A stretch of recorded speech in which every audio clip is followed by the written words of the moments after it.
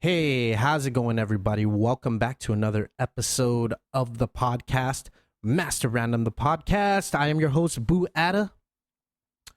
And if you listened to the previous episode, you know that I injured my shoulder pretty significantly, and I'm healing up. Everything feels better. Things are loosening up.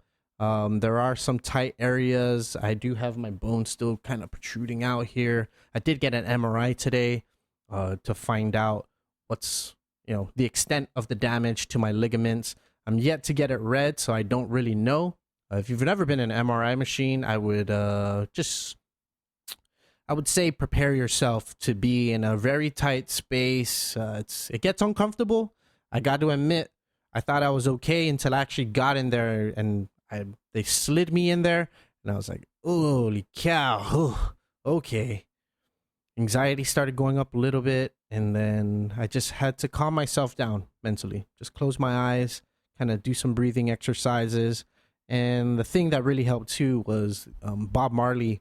I asked the tech to play. The tech, his name is Jesse. I asked him to play Bob Marley on YouTube and stuff, and it really helped ease my mind and just kind of get me through it. I ended up crashing out, and every time I woke up, it was still Bob Marley playing, and even though the magnets were like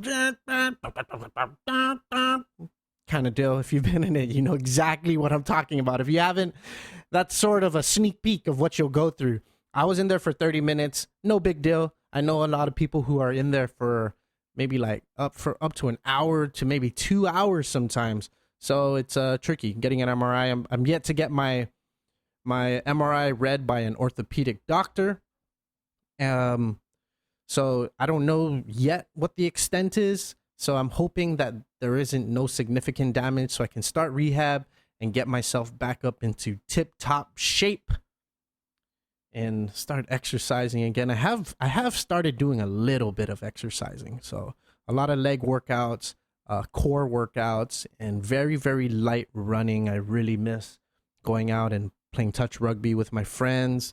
I really miss doing jujitsu. It's crazy because a week before I got injured, I had rolled for the first time since March, since everything shut down. That was my first time rolling, and went to an open mat at one of my good buddies' academies, Heights Academy. His name is Omar Damian. Professor Omar invited me, and come to find out it was his birthday.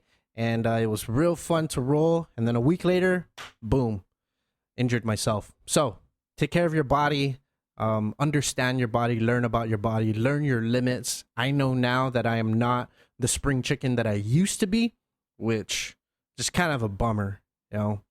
I really like rolling on the ground, and I really like doing these quote unquote acrobatic stuff. But I'm going to be a little bit more careful now. I think I might have a little bit of trauma to the mental.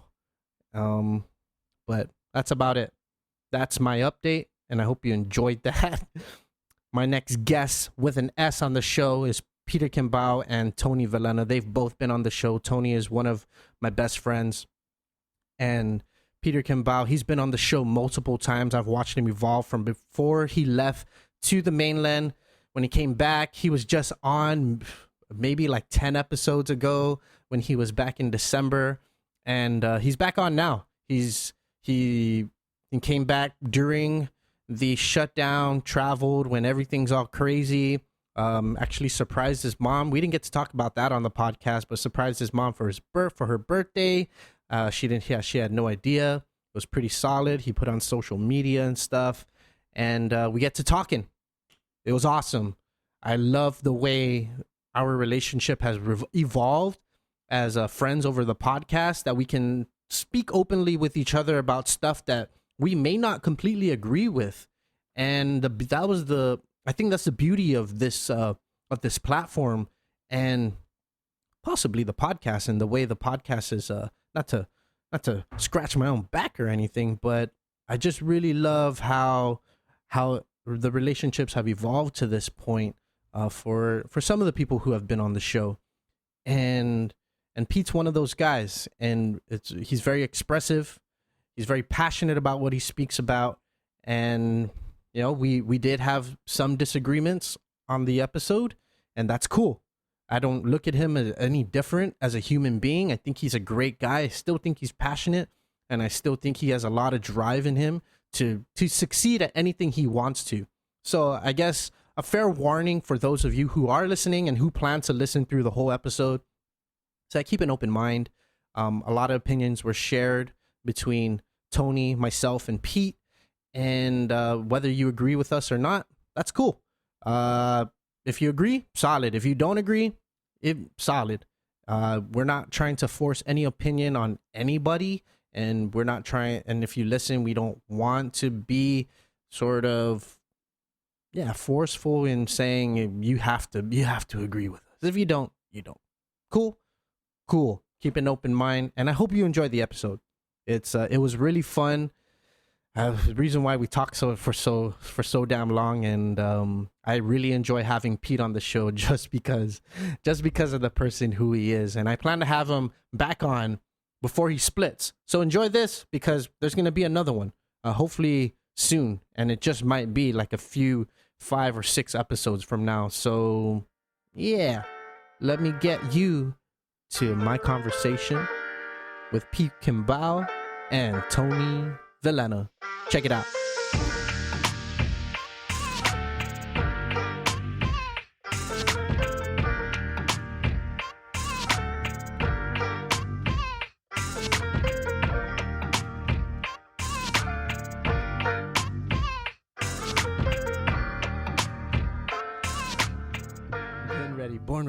Born ready. Pete, welcome back. Welcome back home first. Thank you. And I feel like it wasn't so long ago that the last time we spoke, right? When was it? It wasn't that long December? ago. 6 months, 7 months technically, but for me, it feels like at least a year or 2. I grew more in the 6 months we haven't talked than in like the 2 years that you were out there. Or the year? I would say yes, and I grew a lot in those 2 years, and I've grown even more in 6 months. Right. Just put it in front of you. Got you. Yeah. That's good, man. I mean, this whole coronavirus thing has just turned the world upside down, right? And I remember in November just thinking or hearing the news about it, and then it was just like increasing news about it. January, yes. February, and yes. then yes, the week before that, and I think we talked about this on the last podcast because Tony was here. He had just come back from Japan, and then the next week they shut down the island, and we're like, dude, what the fuck? It's real. It's fucking real. Yeah. Like, are we too late? Because I was just hugging people at the bar last week. Yes. There's just, I will never blame anyone who was late to the party, because I was as well. Right. Who truly believed a pandemic was going to happen, right? This is, and a thing we have to realize is none of us thought a pandemic would happen, and now we know there's going to be another. Right. That's just how the world works. That's how globalization works. Right. Control. That's how control works. It's just truly a part of the evolution of mankind. If we're all going to be globalized and connected through internet and flights and through economy, then whatever one part of the world feels, the rest of the world will feel. Right. The world is not as big as we think. Yeah. Yeah. I agree. We are more interconnected than ever before, and it's only going to increase. Yeah. By multiples of 10, right? Yes. And I want to ask before I dive deep, you were on Guam the whole time you were here, right? Yeah. How was the pandemic from the Guam perspective? Okay, so Please tell it to me. Well, I went to Philippines. Ooh. And when I went to the Philippines, the volcano just erupted. Oh, yeah, And I remember that. So I had my ticket for like a month. We were going to go watch Dave Chappelle. And the volcano exploded, and we were like, shit, should we still go? Yeah. And so we just happened to buy a bunch of N95 masks. Yeah. Before we went there, we're like, oh, we'll just wear the mask. Yep. And whatever ash fall there is, we'll track the air quality and shit like that. Yes. And then we started like hearing the coronavirus is getting serious, right? watching the news in the Philippines. We're like, holy shit, like this thing's Real. This thing's real, you know? And then we came back and I got super sick. Oh. Extremely sick, dude. Yes. And it's like all the symptoms. Dude. Yeah. Dude. And we ate some Thai food, recovered, you know, after a couple days. Yeah. And then now the word, people are dying. More people are getting infected. Now the US is closing. Now fucking Guam is closing. And yeah, so I was here the whole entire time. So the seriousness of it wasn't until it was like, okay, shit, they're really shutting everything down. Like nothing is operating. Yeah. I was still going to work. So they were preparing us to migrate, you know, just migrate to do teleworking. Yeah. Right. So everybody, now the whole world's going into telework, right? Yes. Telework mode. And yeah, after that it was just chilling. You know, that's all you do. Did you ever fear for your life? Never. I didn't. I was aware. We were pretty conscious about it. You know, it was like, okay, let's not check each other out for 2 weeks. Yeah. You know, you just came back from Japan. I picked your ass up. Yeah. You know, and what the fuck am I gonna do? So I'm not gonna try and get my mom sick. Yeah. You know, you're just kind of taking in all the news that you can possibly take in. Yep. And yeah, then that's when it started getting serious. Maybe 2 or 3 weeks after, I was like, all right, this is pretty serious. People are fucking dying. So, and this is why I was excited to talk to you. It's because I've realized the difference between seeing stuff on TV and living it. And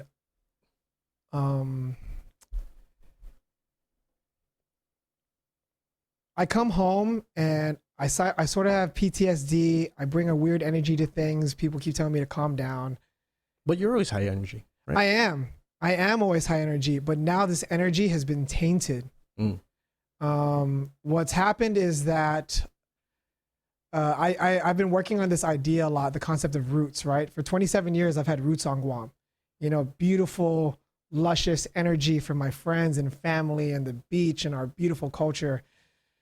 And then I went out to the States 3 years ago and started planting roots there. And that was your first time living out in the States, yeah, right? First time leaving, you know, and by roots, I mean friends and experiences and a job and a routine and a feeling of comfortability with the city and feeling like I understand this. Like, February was my 31st birthday. I threw a huge party in San Francisco, charged tickets. I had 200 people come, paid off the party, flew in my homie DJ Supaji to DJ. It was the last party before Corona went down, bro. I literally rapped Brothers in Paris at midnight and got lifted up on someone's shoulders. And it was the baddest party ever. My homie Gil, who's been out in Seattle for like almost 10 years, was like, bro, you got SF down? I'm like, I do. And then I didn't. And then Corona hit. And when Corona hit, I went from the most extroverted, go to work. Twitch is a 9-floor office with 800 people in it. I know like 300 people. I go down to lunch and I don't go to eat. I go to say hi to everybody. Right, I remember. Yeah. And you know, the Guam way of living is like, dude, I love everybody. We're all cool. You know, our superpower when we go out there is that we know how to be cool with everyone. It's the truth. It's the truth. And so I'm just a very extroverted person. And then I went from like interacting with dozens of people a day to zero. Yeah. And it wasn't just interacting with people. No significant other or friend or anything like that to ease the pain. I had a great February with somebody that also fell apart when Corona happened. Shit, okay. So I'm dealing with Corona anxiety and this kind of shit, right? Right. But to be quite honest, that felt big at the time. But that's once Corona became Corona, that's petty. Can't worry about this when there's mass graves in New York and doctors are committing suicide. Like, this is not that important. Yeah. Anyway, but that was another factor. But it wasn't just the isolation. It was the fact that I'm alone. I love all of you. But if you guys are locked down on Guam, you could still go drive and see your mom if you had to. Yeah, for sure. I saw my mom every day. I did not. Yeah. I think I saw my think I didn't see her for 2 weeks. I think so. Well, I took it to the extreme too. Like I would go out and then it just. Oh yeah, he's pretty anal, dude. Yeah, like so you know, Blue said. Yeah. We didn't see each other for about 2 weeks. Yeah. when he first showed up to my house, it was in gloves, goggles, and a fucking mask. I'm gonna be dramatic for you guys right now. Okay, Yeah. I'm gonna let you know where my brain went. Well, Okay, you didn't see your mom for a week. I was on the other side of the globe during a pandemic when they said don't travel, and I heard about that lady. God bless her. She's my friend Taylor's relative. She passed away, and she had to do it alone right. because of Corona. Mm-hmm. And now I'm like, whoa, what if that happens to my mom? Yeah. And I'm 5,400 miles away from home, Yeah. So the and thing I is, can't fly. That was exactly what got, I think, all of us. I think we were talking about. Yeah. Yeah. Because it's like within 24 hours, a body has to be either buried or cremated. Yeah. You know, and that was the protocol, right? And you can't even be mad at the protocol because of it. It's a pandemic. Right. Right. But the thing is, that's what I love about us and Guam. 1 was enough. 5 is too much. There's been 5 deaths on Guam, and I wish I knew all of their names, you know, because anyway, I sound dramatic, but I refuse to forget this experience because this is what the experience I'm trying to share. The health crisis that was coronavirus, right? That is coronavirus, affects the most marginalized of every society the most. Coronavirus was a quick chin check to every country in the world and was like, all right, the only people who are going to be affected by this are the worst among you. So who are the worst among you? Yeah, the elderly. The elderly, the poor, the immunodeficient. Yeah. So for example, anyway, and in America, that's the minorities, the essential workers. Right. And guess what? That 3 months of fear, this current fear that we still have for our health, that's gotten a lot better. But that fear that we have for our health is what the marginalized feel all the time. They can't afford health insurance. They can't afford good food. They can't afford to live a healthy lifestyle. So the fear that we felt for our health during the coronavirus is their experience all the time. No matter where you're at. No matter if there's a pandemic or not. Right. And then on top, so the pandemic just made it worse for them. And then, so that's one sector. Well, here on Guam, you were seeing the middle class lining up for food, you know? And so that kind of gave you an idea of like how the word I'm looking for. Dire? How huge this thing was, right? Yes. Everyone was scared. It was like, Yes. oh shit, people in Lexuses lining up for food because they're not working right now. No one's working right now. There's still people not working right now, you know? I think you're not on. I don't hear you, but I think the mics are picking you up. Push him up on 4. I think he's on 4. No, he's on 4. You want to come up here? You want to just... No, he's fine. Okay. Here, go ahead. Just push up 4. Go ahead and... Yeah, check the gain. Yeah. Yeah, don't... Hear me now? Yeah, you know, there we go. Oh, you're coming up? There we go, okay. But yeah, I was saying, you know, you're saying the middle class was coming out, but is the middle class on Guam here middle class, or is Yes. it? It's not. Man. I mean, There is a in lot. the whole, in the bigger economy, in the macro economy, like for the U.S.'s levels, middle class here might not be No. middle class. He's right too, because the standard of living in the Bay Area, right, is like you're considered poor if you're making less than $120,000, right? So that's sort of, is that what you mean? Yeah, like it's not necessarily middle class here. They're working class still. Yeah. But go ahead, Pete. I disagree because now that I've been in America, I'm fucking this stat up. Matt, you can look it up if you want. Yeah. The average American has like $400 in their bank account. Their savings quote. But just understand that San Francisco does not represent America. San Francisco is one of the top 10 cities in the world. And this is a point I wanted to bring up. When you grow up, you think everything off island is better. Yeah. Guam is a gem. Yeah, man, guys. we got it good. Guam. That's why I haven't left. Compared to I came back. Compared to the rest, Matt, what is the stat? If you see it. So the average American has $8,000 in their bank account. Or sorry, 800. 800, right? I was surprised you said 1,000. No, it says 8,800. 8,863. That's still not a lot of money. Right. That's about 3-4 months of living. Wait, Right? wait, finish the Stat. yeah, the reading there. The typical American. Go ahead, just read it. Go ahead, do it, Matt. Shh. Thank you. 8,863 8,863. in an account at a bank or credit union. Okay. Yeah, that's so. I would say the middle 56 class has way more money than that here Yep. in Guam. So what I'm trying to say is, you know how they use the term valley girls in America? Yeah. The valley is desert towns in the middle of freaking nowhere. And the valley towns have the same population as Guam, basically 100K, 160K, whatever. They're basically Guam in a desert. Now imagine Guam. Guam people have the money to send their kids to private school. They have their money to fly off island every year if they want to. They got the money to buy nice cars. You think those desert towns in the middle of nowhere, the average person there can't send their kid off to fly to Europe. The average person there can't afford a new car. Guam's economy and like standard of living is really high. That's why it costs so much to live here. But is 'Cause there we a have a great balance? quality of life? But is there a balance of people who are on credit? Right? Does it? Yeah, change that what I was gonna that would say change is- it, right? Go ahead, yeah, go ahead. You were gonna hit the same spot. Is that what you perceive to probably be a standard of living? Is they have a high standard of credit, or they're living on not cash. Matt, just drop. They it don't down a have little cash. Cash On hand. cash on They're hand. they're in debt. They're living off credit.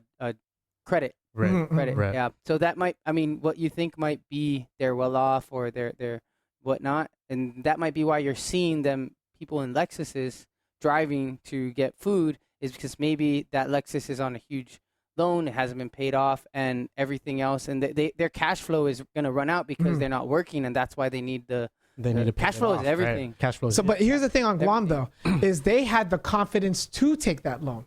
Yeah. They had they're like, I live in a place where I could afford this. yeah, that's true. So anyway, but what I'm trying to say is that, so Corona made me realize. Hey, Matt, drop P just a little. Sorry, I'm loud. It's okay. It's just us, both of us. Mic check 1 2 3. You're good. You're good. Good. Good. So Corona made me feel what the most marginalized in our society feel public health wise. Right. And it took me about 2 months of being super depressed to work myself through Corona. You know, Were you working at the time? I was, and I was working, and that's when things started feeling better for me. It's because I realized, holy crap, I'm sad, and people are dying and losing their jobs. There's doctors committing suicide in New York, and they're digging mass graves there because they just don't have enough places to bury everybody. Yeah. You know, it's bad. It's bad. So once I started realizing what was going on, having perspective. How early on? We had mentioned it took us maybe like 2 or 3 weeks before we're like, oh shit, this is pretty serious. Was it when San Francisco completely locked down? Mid-March is when That's about the same time. Yeah. Yeah, Well, no, actually, I came back in no mid-March. Yeah, March was it. mid-March. Oh. So yeah, it was about mid-March when everything was canceled and things were serious. And then it took like 2 months to work through it. And I went from just like omega depressed to having a good sleep, workout, work, call people. You know, we all developed our lockdown routines, right? Right. So I felt like after like 2 months, I Readapting. not just readapting, but for me, I had made a personal promise of like, I'm gonna come out of this better. Like, there's no way I'm gonna lose to this. For sure. And I had in 2 months, I had this one beautiful day where like I slept well, I killed my workout, I did a lot of work, I hosted a cooking stream for Twitch. Dude, Yeah. I honestly, that cooking stream, Yeah. very impressed, man. That Oh, was, did you hang out with that's her? cool. No, well, I yeah, didn't just get to back- hang out. I yeah. just saw the replays. Yeah, and I'm yeah, just yeah. like, damn, dude, this guy's making use of his time. I was not ready to learn that I love cooking. I love cooking. I love cooking. But anyway, so I had this beautiful day where it's like got great sleep, got a great workout, did my work, did a cooking stream, had a virtual movie date with a girl, fucking talked to my homie on Guam, talked to my homie in Taiwan. You know, like I had this whole ass day, like, wow, I'm murdering lockdown. I did it. Yeah. And then George Floyd died the next day. The next day. George Floyd gets killed and America blows up. Yeah. And this is the thing. I hear people on Guam say like, oh, everyone's overreacting, blah, blah, blah. And it just, I can't be mad because you don't know what you don't know. But Well, there's still that separation, right? Yes. Even though we're seeing it, the emotion of being there isn't real, right? And It's not- not real here. not just being there, but, and I'm sorry to cut you off. No, it's okay. And maybe I should really correct myself on it not being real here, but it's like It's not real. the emotion. Well, It's not real. No, it's the separation of when you're saying like TV. You were saying it earlier. I don't think we were on there, but it's that you get TV and then you get like a punch in the face. There's a difference between watching someone on TV get punched, Yeah. or so to speak, and then like getting punched. You or guys, seeing you guys somebody watched the get UFC punched. fight. I was Yeah. in it. Yeah, exactly. Yeah. But, you know, like the difference between someone makes sense. right in front of you Yeah. and you hear the punch on their face, or you're not you getting punched, but somebody else getting punched, and it's like you're like, whoa. You hear it. Yeah. You feel the heat in the room. So, You know?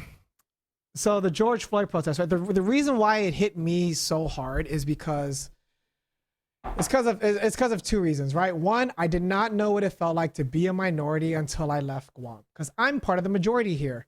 Dark brown Yep. skin, Yep. Filipino Chamorro. That's the Right. two ethnicities here. That's the biggest ethnicities, right? You're basically 50%. I am. One time I got in an accident and my uncle Paul was the one who freaking came. He's like, Right. all right. So I'm part of the majority here, but I never felt like a minority until I left Guam. We had a little bit of minority talk in one of our previous episodes. For sure, but yeah. like, I've had a lot of little minor racist aggressions. All right. Some stuff is like you go to a bar and then the same bar, sometimes a different bouncer won't let you in because he doesn't think your Guam ID is real. Yeah. Yeah. And then another thing that really pissed me off one time was that remember when North Korea was threatening to bomb us like 2 years ago? Which one? Yeah, right. It's happened multiple times. See, but anyway, But yeah. the most recent one was like 2-3 years ago. Yep. And I was at a concert and I was just introducing myself to this couple. Hi, what's up? I'm Pete. Oh, I'm from Guam. And he's like, oh, the guy in the couple was like, oh, the place is about to get bombed by North Korea. And the girl was like, Steve. And he's like, oh, sorry. Of I'm course like, his name And then is I went like this. I was like, why are you sorry? Because you just joked about the place, my home, where all my friends and family live. It was about to get blown up. Is that why you're sorry?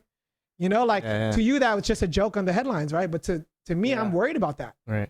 So that's So the separation. exactly. And you know, that was just my ego talking when he said that. But and God, and you know, I'm privileged that that's the only kind of microaggressions I feel. Yeah. So what I'm saying is that on Guam, we're taught to love everyone and just be friends with everyone, family. You know, you're cool until proven not cool. Yep. Right. So I treat everyone like that. And it's a big reason why I was able to get to Twitch within a year. Like I just created a network and be cool with everybody, be homies with everybody.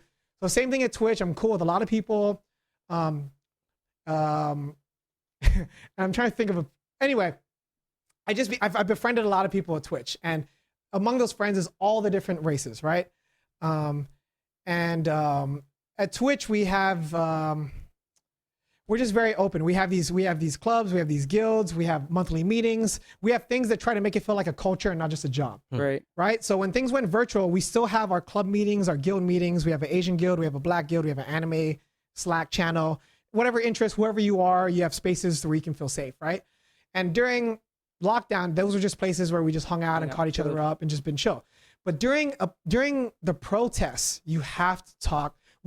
First, during the height of the pandemic, Asians were experiencing a ton of racism because all of the racist people in the States were blaming The origin Asians. of because the origin, right? Was it's from China. From Asia, China. Yeah, so all of my Chinese friends, I had friends literally on our Slack channel. She was like, "Wow, I was driving today, and someone opened their window and spat at me." You know, just straight up racist to my friend who I used to see at the lunchroom. You know, and that's just and you got to remember, we are not just islanders. I learned this too. I always thought I was an islander. I'm an Asian Pacific Islander. I go out to the States. It doesn't matter if they're Thai or Chinese or You're Filipino. Asian. Yeah, put me in a house. I can hang with the auntie. I know what to do. I'm home. So we are just as much Asian as we are Islanders. So the whatever flack they get is flack we will get, right? So that was happening to my Asian brothers and sisters. Yeah. And then during coronavirus, during the height of Corona. right. Now I'm wondering, like, damn, if I go outside and someone knows that I'm Filipino Asian, are they gonna start fucking with me? So that starts to feel dangerous, or like you feel like a little threat, or you know what I mean? And again, on edge. everything you start feeling is what the most marginalized in our society feel every single day. So I started feeling what racial injustice felt like, or just knowing what being a minority. I was realizing like, oh, I'm a minority. Over here on Guam, I'm a majority, but out here, I'm minority. Whatever. There's the majority and there's the minority, and I'm a minority. Right. And then what happened was the civil unrest, the protests and the riots that happened after George Floyd. So Corona made me worried about my public health, and now I'm worried about my public safety. So now the protests have started and the riots have started, and I'm walking over the rubble of these riots. I don't want to say protests, the riots. Those are two different groups. Okay, go ahead. Yeah, and that was the big confusion looking at it from Still so is. far. Still is. People are not educated. From looking from so far away, right? Yes. You're looking at it and you're like, wait, are these people? Who are these people? How come they're looting and burning Yes. shit down? Yes. And then these people are peaceful, and then so from reading the news and watching YouTube, as much YouTube you can watch, you're kind of having to decipher Yes. between what's happening, right? And It's hard to understand. it is. It's super hard to understand. And I only have more perspective because I have made true black friends at Twitch, and I have black friends here on Guam, but these are black friends who grew up in the States, okay? And they've had to integrate and do what they had to do to survive. And I have these friends who have been to 2 of the parties I've thrown, invited me into their homes. We talk about anime. I've trained jujitsu with them. They're my homies, right? Both man and woman.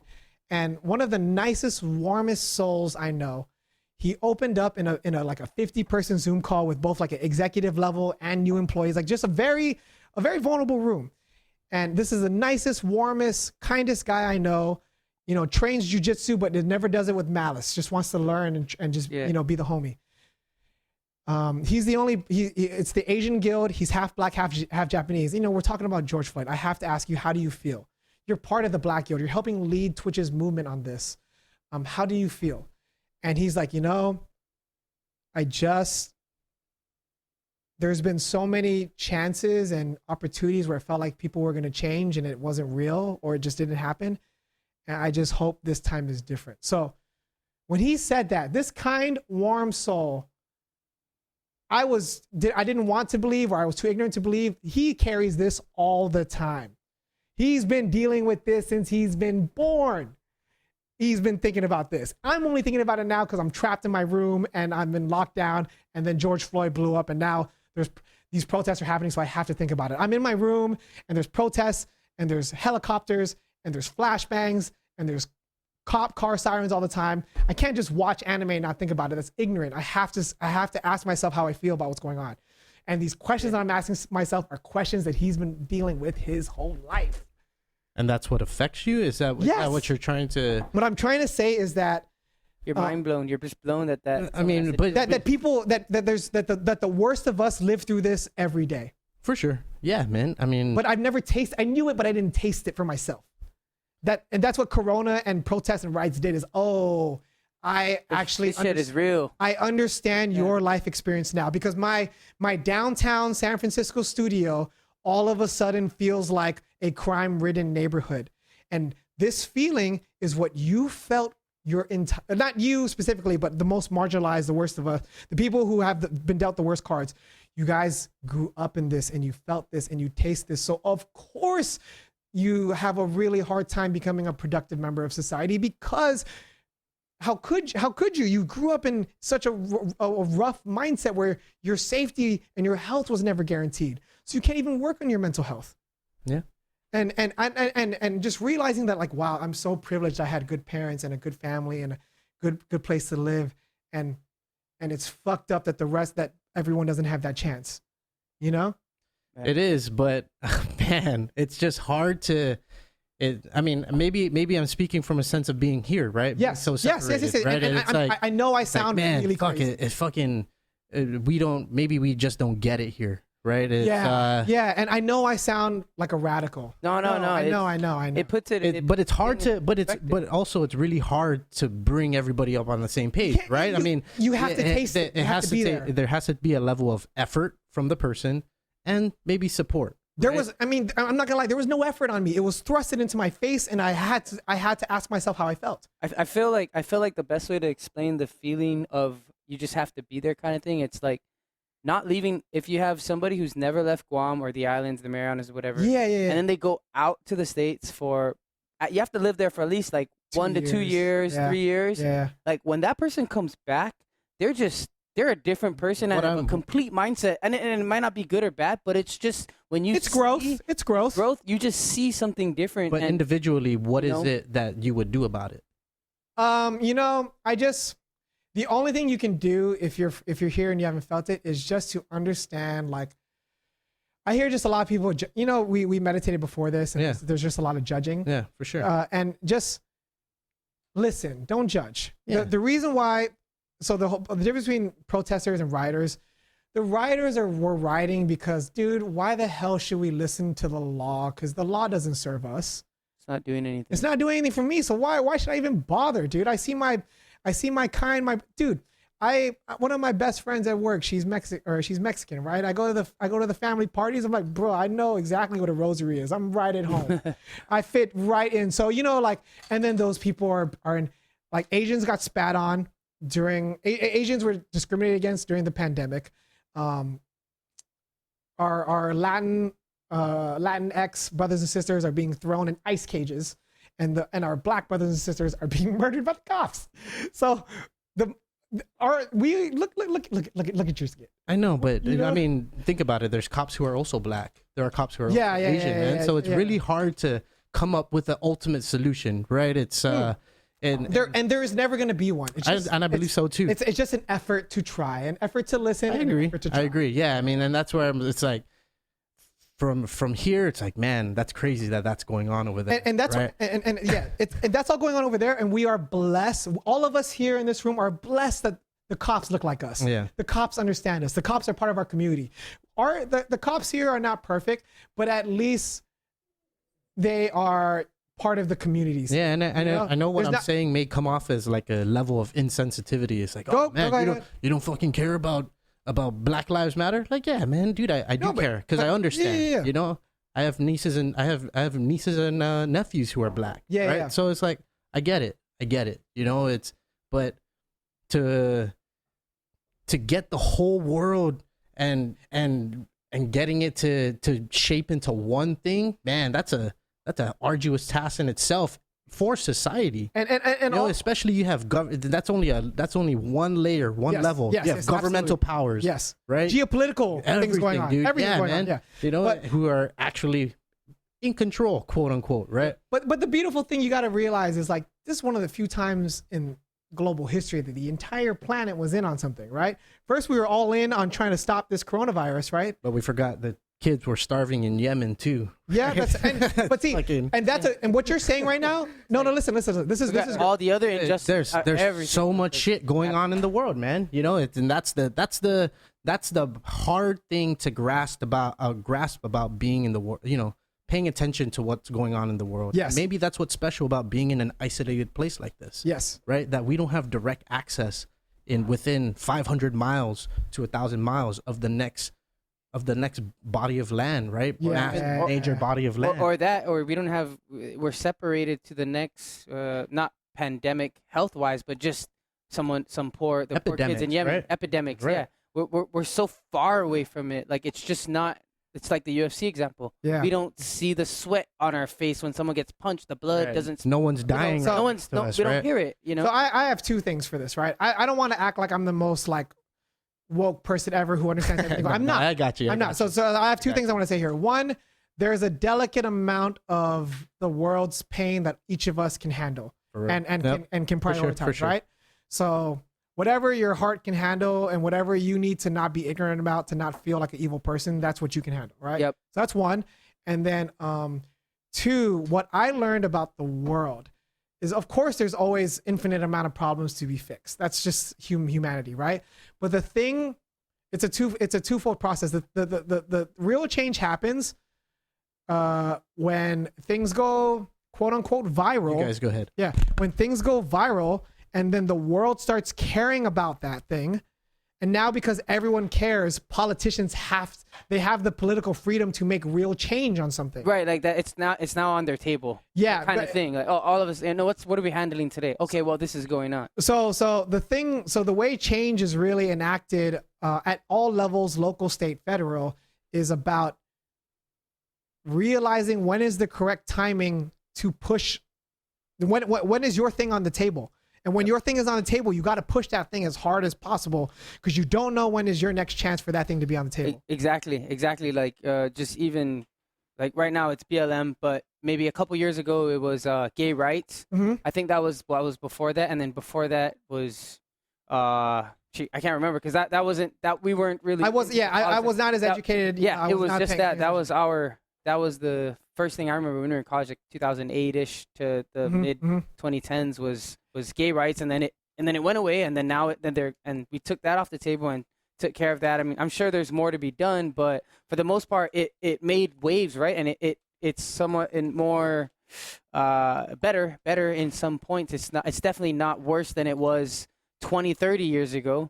At least that I see, at least here on Guam, and what I saw like in lots Hawaii, of progression, yeah. But I agree with that. And then the change thing, for me, I think the most I'm a proponent of it starts with you thing. Yes, absolutely. That's me. Absolutely. For me, that's why I brought up like the individual. You know, like, yeah, just individually. As an individual, Just- what are you gonna do? Yeah, that's it. What can you do about it? Yeah. Right. And for some people, it's to be out in the protest. Yeah. For some people, it's to donate $100 to a And charity, I gotta right? say, when a protest I've never understood why someone would protest until this stuff happened. And the reason why you protest is because you see everything going on in the world and you're trapped in your home, in your room, or you're trapped with your circle, your bubble, whatever. And you got to be a regular, normal human being and not let your fears and your insecurity and your anger show. But what a protest is, it's an opportunity for all of us to be like, this is fucked up, right? Yeah. And get loud and mad and be like, this sucks. Yeah. And to express yourself in a place that's judgment free. The tough thing about the Black Lives Matter movement, as good as peaceful as it is, as part of it, is that all the other noise started coming in. Yeah. And getting It got noisy. It got noisy. Man, It got it's noisy. like, and now it's like, okay, what's happening? Who's Who's doing protesting what? next? Yeah, and I've watched all the videos on Reddit, on Yes. fucking Twitter, Yes. on Instagram of people like, you're not part of the Black Lives Matter movement. This is someone else. This is something else. And it's like, oh man, it's like, yeah, I mean, when you're seeing the ground level things going on, it's like, oh shit, it's still got too noisy. Yeah, too much noise. So, and we meditated right before this, and I've been kind of working on what I want to say about meditation once I hit 6 months straight. But and this is gonna come back to the noise thing. But my thing with how do you move forward when you don't know what to listen to is so what the most important thing for meditation for me is that meditation leads to awareness, self-awareness. Mm-hmm. Okay. You start listening to yourself and having a more truer objective of what you sound like, right? And then once you are aware, you're calmer. And then once you're calmer, you're more rational. And then once you're rational, you can make good choices. And then from there on, I mean, what else can you ask for, right? Right. I'm calm, I'm rational, this makes sense. Repeat. Yeah, do it over and then just live a life of dignity. Right. And that's it. And I'm not saying that's going to make you have a correct or decision every time, but at least you'll live a life with no regrets because you're like, well, I really thought about that, and that person was saying something I resonated with. That person wasn't, and that's just how it is. Someone else also asked me like it's so noisy, everyone's fighting with each other instead of seeming like they're trying to work together. Like, what do you do? And the answer, in my opinion, is twofold. It's to figure out a way to stay motivated and activated for the rest of your life, because social change is something you should care about for the rest of your life. Of course. Yeah. Of course. So that means don't go so hard where it destroys yourself, but don't ever forget that you have a part in playing, you have a role here. Yeah. So, and then at the same time, it's like, figure out what things you care about and try and lead from there. And then the stuff that you're not at the forefront of, just like always be open to listen and be an ally of. And I agree. Yeah, I agree with that too, man. Yeah. That's the thing I was saying about the change starts with you. For me, I feel like even if you don't agree with something, don't don't try and judge it. Just be open to what Don't they're even. talking about. You have to try and understand Yeah, why understand it's it. happening. Yeah, that's something I continually work on that as well. Yeah, I did a podcast blackout episode 2 episodes ago where it was in support of the Black Lives Matter movement, and like you said, we being out in the States, we know what it feels like to be a minority. Yeah, I lived in a white state, and I've been called, look at the Asian guy, look at the Mexican guy, look at the Native American guy, but I'm Chamorro, right? Yeah. and it got and in that episode, or in that blackout episode, you kind of, I took a while to even release it. There's these other podcasters from the Cult 45 podcast, and they were pushing this for about 2 weeks, but I didn't want to do it right away because I wanted to understand what the fuck was going on. You didn't want to just repeat what everyone else was saying. Yeah. And so I was taking in all kinds of news, everything, man. Respect. And I just felt at that time, I was like, okay, I think I'm ready to talk about this. Yeah. And because I have not even a complete understanding. You put in the work. Yeah. At least you started putting in work. I don't even know what they're feeling on the ground floor. Yeah. But I kind of see it from all angles. I'm like, okay, this makes sense. There are injustices in the world because I've been a minority in the United States. Yeah. And I felt those prejudices and injustices, social injustices. And that's why I understand when I have enough perspective to understand what it must have been like to been here on Guam, and I know what it's like to have never left Guam. So if you don't understand or you don't realize or you don't feel it, I get it. Yeah. I totally get it. It's just don't be so quick to be like, wow, you guys are overreacting. You're crazy. Like, okay. Yeah. Don't even. Now people are knocking it. Yeah. You don't have to knock it. This is their shit. Yeah. You can't tell the people who've been subjugated how they should act. Right. You haven't felt their oppression, so don't be telling them how they should really be treating it. It's a delicate. Want another balance. One? Yeah, sure. Thank you. Matt, can we get another one, please? Thank you, Matt. Okay, so I said what I wanted to say. We digress. Yeah. I got on my soapbox and I got real dramatic about what it was like. No, it's fine. It's valid. You were in the hot zone, bro. Yeah. Coronavirus, super lockdown, and then all of a sudden you think, okay, I fucking beat this shit, and then now the United States is turning inside out, right? Yeah. And you're in a major city. You're not in a small city like Tucson where I was at. You're in a major city. Yeah? And I want to share this with you just to understand how. So don't feel dramatic. No. Thank you. Don't feel like. Let me get your. Can I get your beer, please? Yes, please. So let me just give you a perspective. Everything I said was my past 3 months. Let me tell you how I feel today. Okay. I feel so incredibly happy and blessed and privileged to be in a place that's kicking coronavirus's ass, to have a car, to be in a room with my friends. I feel so happy that I feel guilty because my friends that are in the States don't have the same privilege to go to a home where they have roots and they have friends and they got a support network, and they're still out there feeling that shit every day. Yeah. And at first I thought I was a little crazy, and I felt so bad. So I'm still working for Twitch from Guam, right? I had to have a meeting with my friend from New York, and we hadn't talked in like a month or so. So of course you always have, hey, how you doing? I saw you're home, you got the little small talk. And we're close enough that I got real. She's like, oh, how's it feel to be home? I was like, honestly, it feels so nice to be home, but I feel guilty. And then she broke down. She's like, yeah, it's because she's in New York. She's in New York. New York was the heart of the pandemic in the States. They were ground zero for a second. Yeah. Italy was one of the worst, and New York was quote unquote going to be as bad as Italy. Remember I said doctors committed suicide. They had mass graves. New Yorkers were scared. Yeah. So she lived through that, and then the George Floyd shit started, and they went hard in New York over that. So she's hearing me say like, oh wow, I'm so happy I'm home on Guam, I'm on paradise with my family, and she starts crying on my Zoom call with her, because she's like, no, this isn't. I'm so happy for you, but I'm still in it, and that's why I feel guilty. Yeah. Because I know how she feels, and now I'm like, whoo, that stuff's behind me, You're safe. Yeah, I'm safe now, and she's not. So that's today. Wow. I had that call 2 days ago. You know what I'm saying? So that's why whenever people talk to me and they're like, "Whoa, calm down." Yeah, it's like you're right. I do need to calm down. I am home on Guam. I don't want to worry anyone. I don't want to bring bad juju into conversations, but I also feel different. And now I completely understand everyone else who goes through some shit and they come back and they're different. Yeah. Because how do you just turn it off? You know? Yeah, it's hard. It's really hard to, and I think it stays with you. I mean, personally, I feel, And I don't want to lose it. yeah, I don't want to lose it. I don't either. Yeah. It gives you, it's that world perspective or that It makes me love Guam that much more. yeah, Well, you- it picks up the appreciates veil that, yeah. that we live in here, right? Exactly. Yeah, You know, it's yeah. kind of like it's nice here.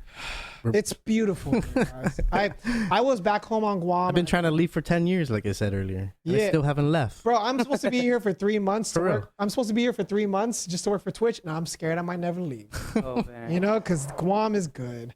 And that's why I'm so like, if you guys follow me on like social media, that's why I'm so vocal about like local politics, is because Obama, he had this, you know, when Trump was doing his Trump thing and just being so frustrated with the administration and leadership and all that stuff for the first couple months. When Obama finally came out and wrote like this giant speech on like how we should move forward, he taught me a lot. It taught me two things. One, protests are necessary because it creates, like I said before, the wiggle room for politicians to actually make some real change. Yeah. Things are on the table, but protests are just the beginning. You have to vote and demand real change. Like you got to make some noise and then make sure they follow through. Right. So he taught me that. And then he also taught me that, you know, do what you can at the federal level, but really real change, like you said, it happens with us at the local level. Mm-hmm. And Cali's beautiful, whatever. I've been there for 3 years. I'm an ally. I can't speak like I know this place.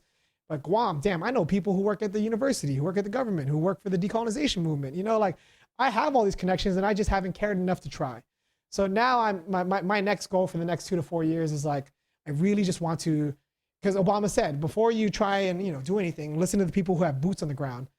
And all, you know, there's been people here fighting a lot of different fights on a bunch of different fronts for a long time. So I just want to listen, because America is such a humongous dumpster fire. It feels like it's impossible to change. And all I can do is sign up for That's the fight fucking very and true, man. do what I can on my And I end. know what he's gonna say soon. No, I'm not. I'm not. All I care about right now is just like, you The know, deadline passed, by the way. it's fine. my timeline is 15 years from now. You know? I'm just trying to learn, dude. Hey. I look at Guam and I see 160,000 people and think, we could unite on some stuff, Oh, right, guys? definitely, man. Come It's very on. possible. 160K, Man, Come on, and back guys. in 2006, I asked one of my friends, you know, I was like, what needs to happen on Guam, man? You know, what's going on that we're not united how we should be? Mhm. And he goes, there has to be a sense of pride. Yeah. You see how much pride there is for the people that live. Nationalism. Yeah, I mean that Word. nationalism. Look at Argentina. Look at when they were feeling some sort of injustice, everyone united. Look at Hong Kong, right? Yeah. And so it's like it just takes that level. But we're such a melting pot of cultures and ethnicities that it becomes hard. This just becomes a mainstay for people, right? So- Rather than and the people who do appreciate it are appreciating it from 7,000 miles away, 10,000 miles away, right? yeah. In the mainland, right? And creating these little microcultures, chamorro cultures in different cities. The diaspora. Right. Yeah. Right. Which is natural for any place. Yeah. right? And shout out to the diaspora, by the way. They really make you feel like home away from home. But But did you hang out with a lot of Guam yeah, people? hell yeah. Okay.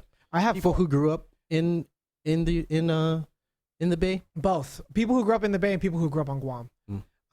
But anyway, so history doesn't repeat itself, but it rhymes. And I've been listening to a lot of news, and just when I don't know what to do, all I can do is learn.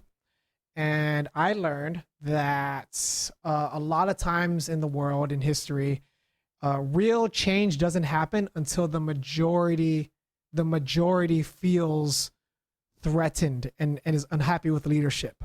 Okay, so that's why real change is happening in America, because the majority is unhappy with the current situation, and Which are the minorities right now, right? and the majorities. Well, no. The majority are the minority. I'm trying to be very politically correct here, okay? Well, I'm just trying to make sense of what you're. So what I'm trying to say is that all the minorities have always felt The ethnic minorities yes, and now the are the majority.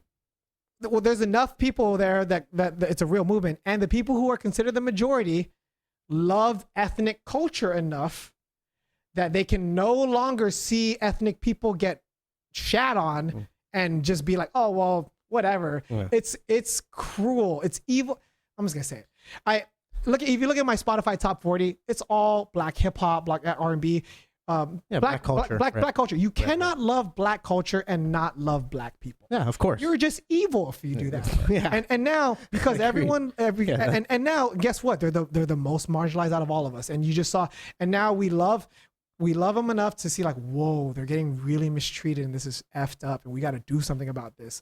And how we treat the worst of our society is just a reflection of who we are. But the problem is that when the majority starts sympathizing towards the minority, you're seeing cases where people are like, no, only now, right? And it's like, oh fuck, Don't judge. that's kind of like finally now. it's kind of like fucking crazy. It's like, they want to support, but that's what you're seeing out there, right? And That's most people. Yes, there's And I think- there's a little bit of ego and like, I think you're the finally minority, doing it. whether you're black, whether you're brown, Yeah. as long as you're a minority, you'll always feel that sense of maybe discrimination or prejudice, right, from the majority, right, who are whites. Yeah. But let's be real here. There's a lot of great people on both sides who are trying to learn and be better, and all you can do is recognize effort and allyship. But and is move forward. it up to the person who is trying to understand, or is it up to the person who has to accept that this is a genuine gesture to try and understand what you're I can't going speak. through? I can't speak for everyone else. Right. All I can speak for is like As a brown man. effort. That's all you can ask for is effort, and dignity. Yeah. You know, it's like, are you trying your best and Yeah. you really I have mean, a good heart? Because I won't bring up. And as a brown man, I'm gonna mess up my assumptions on what black people feel. Of I course. don't, you know, Yeah. so we're all trying here. And that's just all people are asking for is to start trying. That's all anyone's asking for is like, can you just start asking yourself these tough questions? Yeah. And you don't have to completely change your entire life to help. Just listen, try and be educated, and when the opportunity comes, vote. That's all people are asking is to start caring a little bit more. You know? Yeah. Simple. You know, I'm on my soapbox and I'm saying all these things, but really all people are asking is just to care and vote. Right. Sign some petitions. Ask your, recognize when you might be stepping over a line or someone else stepping over a line, and you have the privilege and the authority to maybe change the situation. Yeah. Just do what you can to make the world better. It's like, so for me, I've been saying this a lot to everyone. A country's success against Corona is a reflection of two things: the strength of the government and the will of the people. Okay, because the government has to provide contact tracing, testing, good hospital infrastructure. They got to give you the tools to succeed, but they could give the people everything they need to win. But if the people don't want to listen, then they're still going to lose. So if a country is doing well, that means the government did everything they needed to do and the people listened to directions. It's really that simple. But there's never going to be that balance. There's never going to be there's never going to be a harm. It's not even a balance. It's just more of a quick test on the world and like, let's see, how did this country handle it? How did that country handle it? How did you handle it? And it's just a very quick, like, oh, that's how you handle things. That's how you handle things. That's how you handle things. Oh, that's how you handle things. Yeah. And the quick example, right? Singapore early on in the Corona pandemic was one of the Yeah, they were beating it. They were the model. they were a model until their version of H2 workers who all live in dorms and shit. Right. Yeah. Yeah. They all became super clusters. So coronavirus reveals who the most marginalized in your society are. You understand? Like coronavirus is the quick test to see how do you take care of the worst among you. That's what coronavirus is. And guess what? You mean just disease in general? Not Pandemics in general. but yeah, pandemic and the political and population response to it. How do the people act? How does the government act? What are the results? If we're gonna anyway, so like for example, Florida, freaking Florida. Right. Florida's Of course. Florida started firing their data people because they were too honest with the numbers and they wanted to follow the Trump narrative of reopening economy early. So they would rather lie about what's actually going on just so they could open up the economy. That's what was happening in Florida. That's the mindset of the Florida administration and the Florida leadership and the Florida people. Look at Guam. Say whatever you want about the gov, but she had the humility to change her tone and take this shit seriously when it was time. When was that? But people are suffering, man. You know, People are still suffering. And- You know, people aren't working, and that's the tough thing. You know, like not it. It seems like we're beating it, but on an economic level, on something to Yes. stimulate the economy, You're saying and push us you're forward. completely correct. Yes. Man, we're fucking We're hurting. suffering. Like, dude, by next year, dude, don't be surprised if crime starts to go up because Yeah. people It's become already- desperate, It's So- already right? happening. and it's already happening. But so listen to this, right? right? People are forging stimulus checks so that they can steal other people's So they can make stimulus rent. checks. Yeah. Yeah, man. I mean, it's like and that's and it's layers, bro. Life Layers, is layers, bro. layers. It's always layers, dude. And it's like, fuck, this seems okay from this level, but man, if you look at this level, it's like, fuck, So we're fucked if we don't do something about this. The fact that the economy is still pretty much closed yeah. here on Guam, Yeah. man, if nothing happens soon, So by next year, man, we're gonna be begging for money, and that doesn't do any justice for self-determination and trying to be whatever political status we want to be. yeah. Because it makes us that much more dependent. Now before I say And it's- anything else, Sorry, one more thing. go ahead, please. And please, it's please. not I'm sorry, only it's your show. and it's not it's okay, bro. it's not Don't worry only about it. it's not only the it's not only the people who were already receiving welfare, right? It's that working class, the working and The paycheck to paycheck, the day to bro, day. economy is always dependent on the working class, and when the working class isn't functioning, Yeah. oh man, we're fucked, we're screwed, and people aren't flushing money back into the economy. This should be a pretty good lesson economically Yes. for Guam, It should, right? It should be a pretty good lesson to the world. To the world, but for Guam in particular, for even tourism, how money Dependence. leaks out. Yeah. You know, Dr. Schumann said in the first podcast I had with him, Bro, that, I'll break out the notes, bro. Love that guy. I love Yeah, that talk. dude. Thank you for having it. yeah, of course, dude, Yeah. and he said 60% of the Economy. money, the 60% of the money that is in the revenue that is received from tourism leaves the island before it even touches back, it flushes back into the economy. So that means 40% of the revenue that is made here on Guam is Stays only here. staying here on Guam. Yeah. Only 40%. So there's a leak that hasn't been plugged for a very long time that a lot of business people, you know, foreign investors are Yeah. taking really big advantage of, and we still suffer, right? Because most of the population will be the working class, right? Yeah. So that's one thing that Corona should teach everybody is that, like, you know, your garbage men, your Payless workers, like those are the people that keep society running. Right. Those people should, you know, tax us however you need to tax us to make to give those people what they deserve, because they're putting their lives out on the line. Right. You know? So just stuff like that. You're like, you just realize, like, whoa, you know who's actually important are these people. And these are the people most at risk. And the only real justice in this world is institutional change. You know, institutional change is everything else is kind of a band-aid. Like, institutional change is the way we sort of slowly, the Constitution says, build a more perfect union. We'll never be a perfect union, but we can take steps towards being a little better. But the thing is that, like I said earlier, nothing happens ever in the world unless there's noise, which allows politicians to actually have these issues on their table to push things through. Right. And people gotta care and make noise and figure out what things are important to them and realize, like, you could actually push these things through. I looked up how many votes it takes to become a senator and how many votes it takes to become the governor. It takes 12,000 votes. You need to win 12,000 votes to after the primary. That's 50%. That's how much people 30. that means 12,000 votes, that's 50%, and that means only 24,000 people are voting. Yeah. Out of 160,000. And then you and need there are 50-some thousand registered voters who just here aren't on coming Guam out. who don't come out. Yeah. And that was the last election was the lowest The lowest. voter turnout in the history of Guam. So that's why I'm saying is that, like, dude, my only goal for the next couple of years is just to figure out how to just destroy voter turnout records. I'm not even trying to push an agenda here.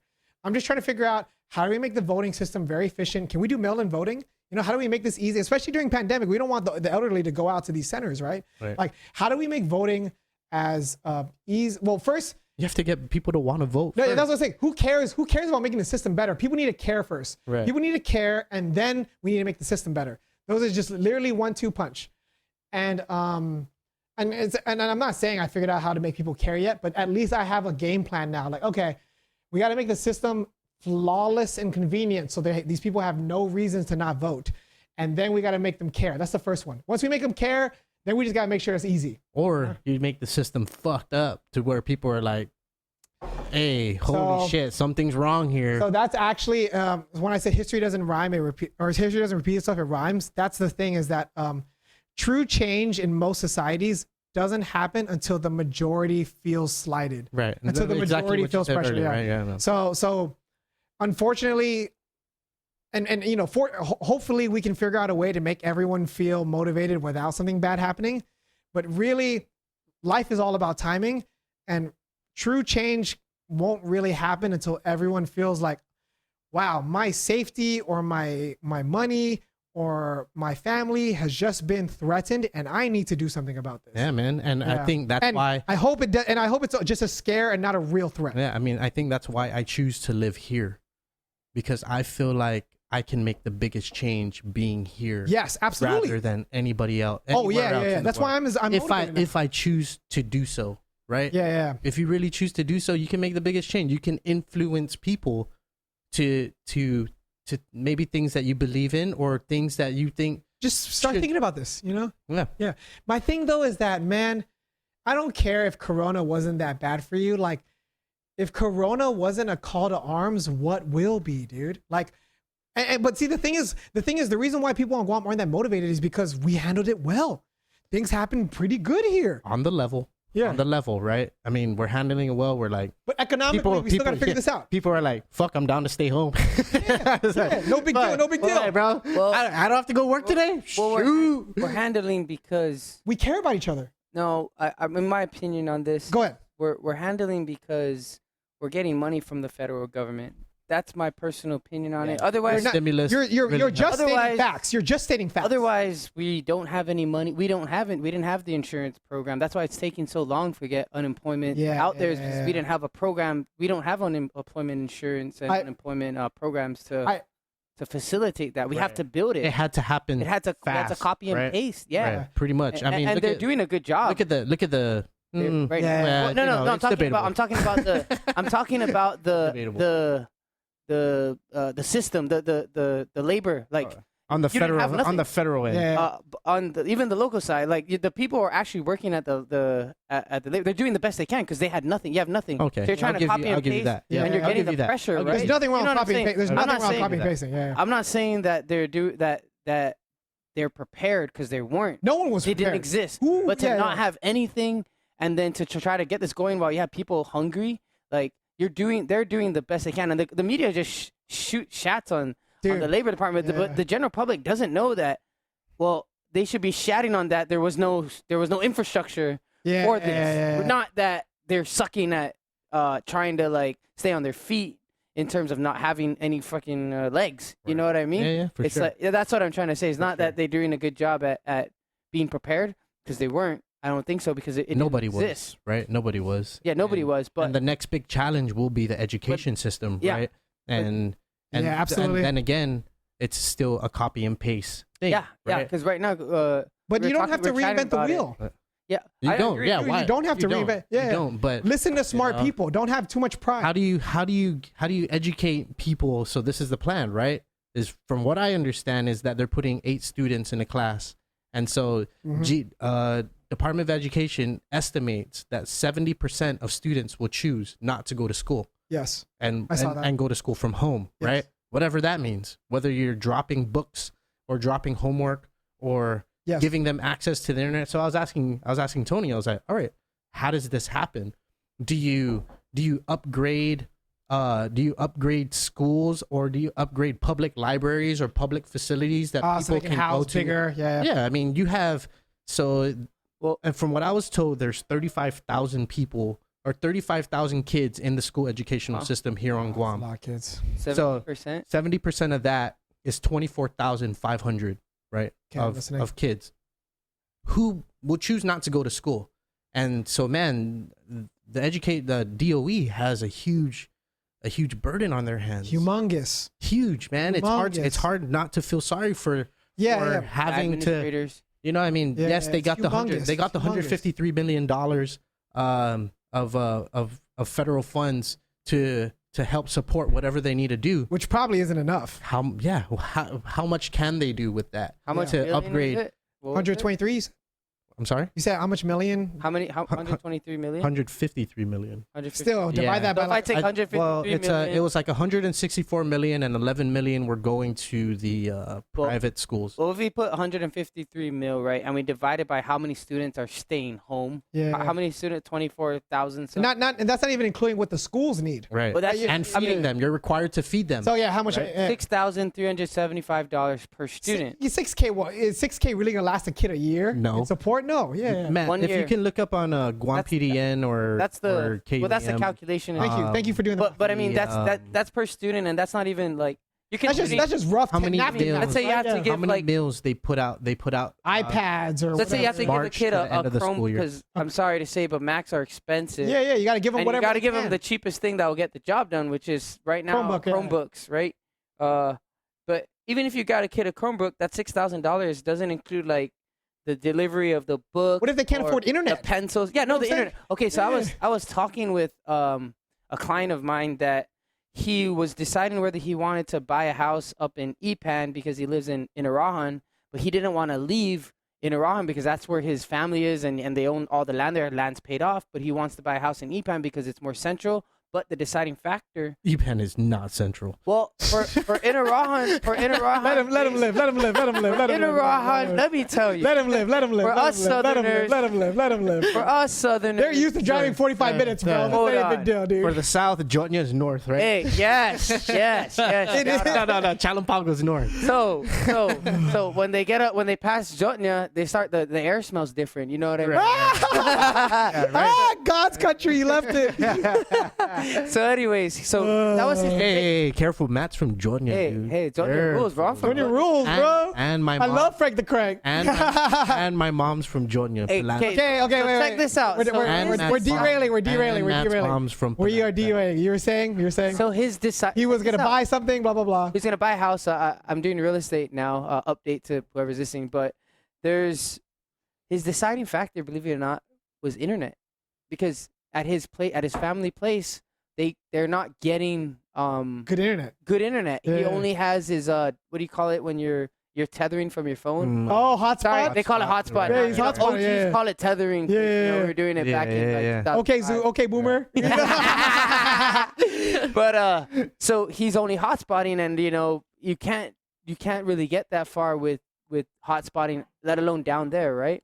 Yeah. So that was his deciding Did factor. the Google just go off? It did go off. So, but that was internet was the deciding factor. Internet was the deciding factor. So we're going back to the $6,300 per student. Yeah. Is that including internet for a year or whatever it is? And when that money Yeah. runs out, it's internet, so it's subscription, right? Yeah. And we don't have that infrastructure to hit all these far out, I think places. You know what the answer is? far out. What's that? What's the answer? geographically far out? The answer is tracing. Contact tracing. Yeah. That's the answer, man. So all I can say. I mean, as much as privacy is an issue with it, Oh, you're talking about like track your phone like contact tracing. tracking people Yeah, and the- where the they're one going, You're talking about in so Taiwan. that we can, So stuff in Taiwan? so that we can control this thing and to allow people to fucking go to school. Okay, I and have, be like, at multiple school, things to say. right? I mean, well, if you come from a family who doesn't go anywhere and they work and they live with and they're together with people, I know I it's want to say not there's a lot of people commonly- that. Sorry, go ahead. it's not an accepted thing, but I'm just saying it might be the solution. Korea does it. They're controlling it, because they know where people are. I was reading something on Twitter. Someone went to Taiwan, and before you go to Taiwan, they give you a SIM card, Mhm. and the SIM card that's tracked. that tracks everywhere you go, and you take a test before you go in, and they have a taxi, so that can take you, and it caps off at a certain price, Yeah. so that you're not having to pay for I follow public that girl on transportation. Twitter. Yeah. They're not having I to pay just for I think what? someone liked it that I know that I follow, and it came up on mine. I was Basically, like, what he's "Fuck," trying to say is that Taiwan has this really legit system of like making it very to allow visitors to come. affordable. And they track you, but you also trust the government. Right. Yeah, it's like socialism done right. Yeah, for real. Oh wait, hold on. I'm just saying, like you just want to be honest here, Yeah, socialism's a tricky topic too. So Yep. I mean, Sometimes it's anyway. It's, Before I say anything, I just want to say that it's really hard to be a leader right now. it's very hard, man. So that's why Unless you're the leader of New Zealand. Yeah. and you know what, and I'm sure they had a hard time, and shout out to them for succeeding. They're filling stadiums with people right now. All I'm saying is that if we're gonna, there's just so many haters on Guam. So people love to hate, and if we're gonna blame certain areas or countries or whatever, if we're gonna blame those leaders for the failures, you gotta give countries that are doing well, you gotta give their leaders respect, right? And Guam has not had a death in 88 days. And on top of that, our testing positivity rate is like below 2%. I don't credit government for that. I don't credit either. society. It's both. I credit society. It's both though. I mean, Because I have to agree you with can give listen, look at Texas. you can force people to do it, but it's You still can't force though. society. You can enact laws. You can tell people you're going to arrest them. You can tell them put all these sticks there, and they will still break the law if they don't care. So I've been saying this before. A country's success against Corona is a reflection of two things: the government providing a great infrastructure and the people taking it home. The people, no matter what, are the deciding factor. But the government really sets you up for success or not. I don't know, man. But Well, I think because maybe if we didn't have as much access to information as we do have now. No, but I because mean, of that, you should appreciate Guam. I mean, it didn't take government for me to tell me that I should stay home. You know? No, but okay, you need to listen to this. There are still places. So my friend lives in Georgia. Okay, on Guam there is free community testing every week. You can just go up and get it whenever you want. In Georgia, people, if you wear a mask, people are like, "Why are you wearing a mask?" That's people though. But the government, if you want to get a test, you got to jump through hoops, omega hoops, to prove that you have the symptoms to even get tested, because they don't want to see the numbers. They don't want to believe it even exists. Right. Guam is facing coronavirus in the face and offering free testing for everybody. They're doing their best with contact tracing. They're doing everything they can to help the people succeed. And the people are replying and saying, "We got you, but we're doing our best too." Okay. So I can. you know what I'm saying? There's some places. I can agree with part There's of some that, places right? where you got to pay $2,000 to get a corona test. I can probably get one next week when the governor puts it on her Instagram. All right. So you can't take that at face value. Cannot. Do you think that it has to do with the population versus the expense that it's going to cost? Because we don't even have multiple. They're only test. I mean, let me start. I agree with that. There's easy access to the testing, and that in Georgia, like I agree with that. It's available here. Yeah. But we have so much less people here. And it costs way less per person here to get tested. Nobody got tested. You can't offer a public. while. The public testing can't only offer happened that. in But May. there- how do you No offer one that? got tested for a while because the entire world needed those supplies. You can't blame the government for that because everyone needed that and they did their best. And I guess so. Sorry, go ahead. It's tricky. Go ahead. No. go ahead, go ahead. I'm telling you this as someone who, you guys were here in heaven. We weren't in heaven. No, I don't know. Guys, I don't know, man. you had 5 deaths. Yeah. You had 5 I deaths, mean, and the rest of the world is still getting thousands a day. We've had 3 months since our last death, and there's places who have our population, who have basically the same kind of makeup as us, who are not listening, who their government is failing. but it's societal mentality. Exactly. You know, It's like I think we're all saying kind of the similar. it's context. You just need context. Right. Look at how bad it is before you start complaining about how bad it really is for you. It's not as bad as you think. People are doing their best with the information they got. And let's be real, would you be as composed in that position? The thing is we're not suffering. We're you know? not. But there are people Hell, who are we're here. still suffering. Here. Yeah. Here. Right? And so that's a tricky thing to make that statement, right? Is that there's people who are still suffering here. Yes, yeah. Right? And it'll all go back to and it's good that we're testing to to go with your point, the fact that we get that. We're able to. Yeah, I could go nerdy on these numbers and just tell you that we're one of the best in the world in testing. Yeah, at my former job now. Per capita, we're killing. Yeah. I told them I got tested twice since the beginning of June, and they're like, "Whoa, you got tested twice?" It's yeah, it's free. Yeah, I Why agree not? with that too. Right? It's awesome. like- That's And the awesome. fact that you have yeah. that attitude is a testament to Guam. Right? Sure. It took 4 hours to do it, but I'm gonna do it because, man, I think it's the right thing to do. Yeah. It's not only is the right thing to do for myself, I'm proud of you. but the right thing to do for the people around me. Yep. Right? Exactly. And Dude, we would give each other mentality. we would give each other shit. It's like, bro, Yeah.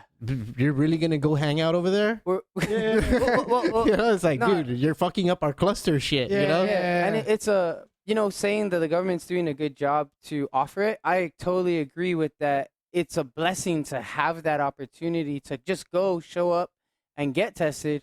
I mean, I'm taking full advantage of it personally. Like I was telling Boo, it was like, dude, I'm gonna go every 2.5 to 3 weeks. That mark. Yeah. And as long as they're offering it, dude, I'm just gonna go get it. So what? So what if it's gonna hurt for like a second? But at least the peace we'll know. of mind You know, and you're being responsible. Yeah. Right. And it Being gives, a responsible citizen. And we are make no mistake, guys, this thing is not going away for the next 2 years. So we have to learn how to live with it. But you have to look at also, yeah, I agree. You have to look at the trend too, right? People weren't really people were easing off, and rarely people. When I first got tested publicly, I showed up an hour before, and we were the first. you guys. I was were the first 5 cars in line. Yeah. Yeah. Right. And I was like, shit, is this Easy how it's going to money, always be? baby. Fuck, Yeah. I'm doing this all the time, right? Yeah. Dude, the second time I went in Manila, after the airmen got fucking, Yeah. the 35 airmen got coronavirus, and people So people were freaking out. freaking Yeah. out. Yeah. 800 people got tested that day, Dude. right? So it's how society's reacting But that's to beautiful. what the fucking it's awesome. beautiful I that think it's awesome. everyone took charge of their destiny. You know, I think instead of ignoring it. and that's Testament to and that's Guam. yeah, and yeah, that's it that's takes to the both sides. mentality. It takes both sides. and I agree. That's where we can thank the government Yeah. to allowing us to be able, free. if we want to get Yeah. tested, Hell fuck yeah. you, go Yeah, get yeah. tested, Hell yeah. right? And I we'll agree. do it, and we have the test And available. and what I learned for working for Twitch, who's under Amazon, one of the biggest companies in the world, is, bro, everyone's human being trying their best. Oh, yeah. Even Jeff Bezos f's up, and he's Oh, trying yeah. his- So you know, we were talking about that in the. Sorry to interrupt. no, please go ahead. Go ahead. Me and Boo were talking about it in the height of the whole Corona when they were having press conferences day after day after day. They're being transparent. I go, man. I was like, dude. I mean, they look wrecked. Everybody Yeah. up on that and on the cast on Yeah, the yeah, press yeah, conference. yeah, I was yeah. like, I feel bad. I feel bad for them as human beings. God bless you for having that empathy. No, we did it. We went back and forth. They were like, yeah, but that's what they signed up for. But I was like, dude, but in a way, it's but hard. Did they signed up How to much lead a sleep are pandemic? they getting? Yeah. How much sleep are they like we'll go off on certain other stuff, but the whole deal was like, like I said, layers. It's always layers. layers, bro. but at that sense, and we came to agreement. It was like, dude, it's tough. It's tough. It's tough to be a It's leader tough, right now, but bro. they did sign up for it. We both agreed, but at the same time, you have to feel a little The human empathy, human bro. human bro. element. They're Like, Empathy, right? that lady needs Yeah. to sleep, or that guy needs that Yeah. the general or whoever. It's mostly women up there. Right. Yeah. The governor and then the Respect. the public health Yeah. Yeah. official, Darcy, the head. she Yeah, was- Darcy. Yeah. Yeah, it was like, man, they even though everyone's bashing them, at the same time, you still have to get up at 6 a.m. or whatever. Yeah. The thing that And gets make- me, and man. face the Hey, beast hey, every day. Hey, honestly, the thing that gets me is that people still have the energy, no matter how hard we're suffering. I'll still to talk fucking shit about talk you. shit on Facebook. Yeah, I'm like- still I'm gonna like, find yeah. time to fucking tell you how much you fucking suck every single fucking day. I know. but I was like, I'm like, wow, That was- I don't even have that energy. Like, and we were talking about just to it. type man. that shit out is gonna make me fucking tired. Yeah, Yeah, we were just. real, I real. think it was that. It was the public bashing, and then the looks on everybody's, the team's face, the response team's face of just, Yeah. man, can you just at least a break, or they shouldn't be posting every day. Like, we don't need to know an update. We were saying like, why do But they post were every just day? doing because they were just trying to be. They knew everyone was scared, And I wouldn't we're use doing the our T best. word. Yeah, I wouldn't use a T word. I wouldn't use a T word, but I would say they were Like trying they? to be I would say available. T word. Yeah, What's I would say transparent. yeah, yeah. I would say they were being available, and they did a Well, good job at being available. At giving us the information that Yeah. they wanted to. It's one of those things where it's a very, very tricky line for politicians. They got to do what they got to do their best. They can't scare the entire public. They just got to show up. Yeah, they got to show up. But okay. All I'm saying is, and I hate to get political, and I hope we can digress soon from the political. Yeah, that was. I just want to say political one thing before we digress off of this is that however you feel about their actions or their personalities or whatever, the results speak for themselves. We have a great testing infrastructure. We have solid contact tracing. Our testing positivity rate is high. We've had 1 hospitalization in the past month. And I went we've to had the 3. COVID hospital. Yeah, we had 3. Yeah, and then on top of that, all of that, like no matter what you say about everything, the results speak for themselves. So if we're gonna shit on a country and its leadership for doing well, you gotta give credit to the leadership that did that. Or if we're gonna give shit on people who are doing badly, you gotta give credit to the leadership who did well.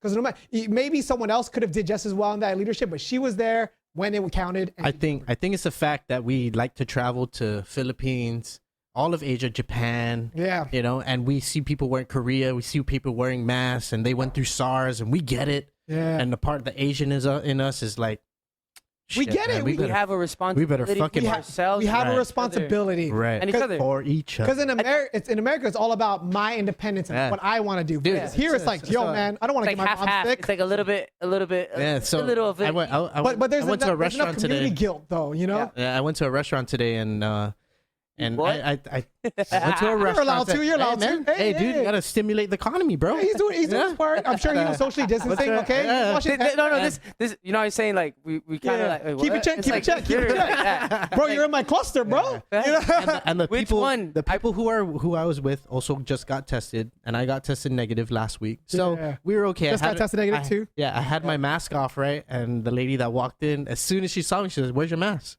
I was like, "Here," but I was like, "We're in the restaurant." It's like, and But she I'm didn't not know. sick, and she didn't doesn't know. She doesn't know. You didn't know you're negative. And I didn't She hold it didn't test- against her. yeah, I yeah. didn't hold it against her. I was like, Yeah, I get it. I yeah. get it. You know, She's just doing her job. right, Yeah. right. It's being responsible citizens, man. And- Everyone's corona anxiety is valid. You know. Heck yeah. Yeah. Mine's pretty. I mean, as horrible. much as I hate trying, going into the store before I go into a store or go anywhere to put on a mask or take my mask with me. You know why you're doing. I know it. why I'm doing it. I'm like, Yeah, oh, yeah, okay, yeah. I'll do it. Yeah. So, I've gotten used to it, I just need a better breathability. Based on that feeling of okay, I'll do it. I guess I'll do it. Getting tested, for me, it brings that energy to keep putting it on. Dude, yeah. We were talking about it, and Yeah. did it feel like that to you? Yeah, bro. I started walking to the store without my mask. I was like, fucking negative, Negative, baby. I know. Hey, And they're like, oh shit, I gotta put my mask I'm on. negative. I'm negative. But you're proud. negative? Yeah. Negative?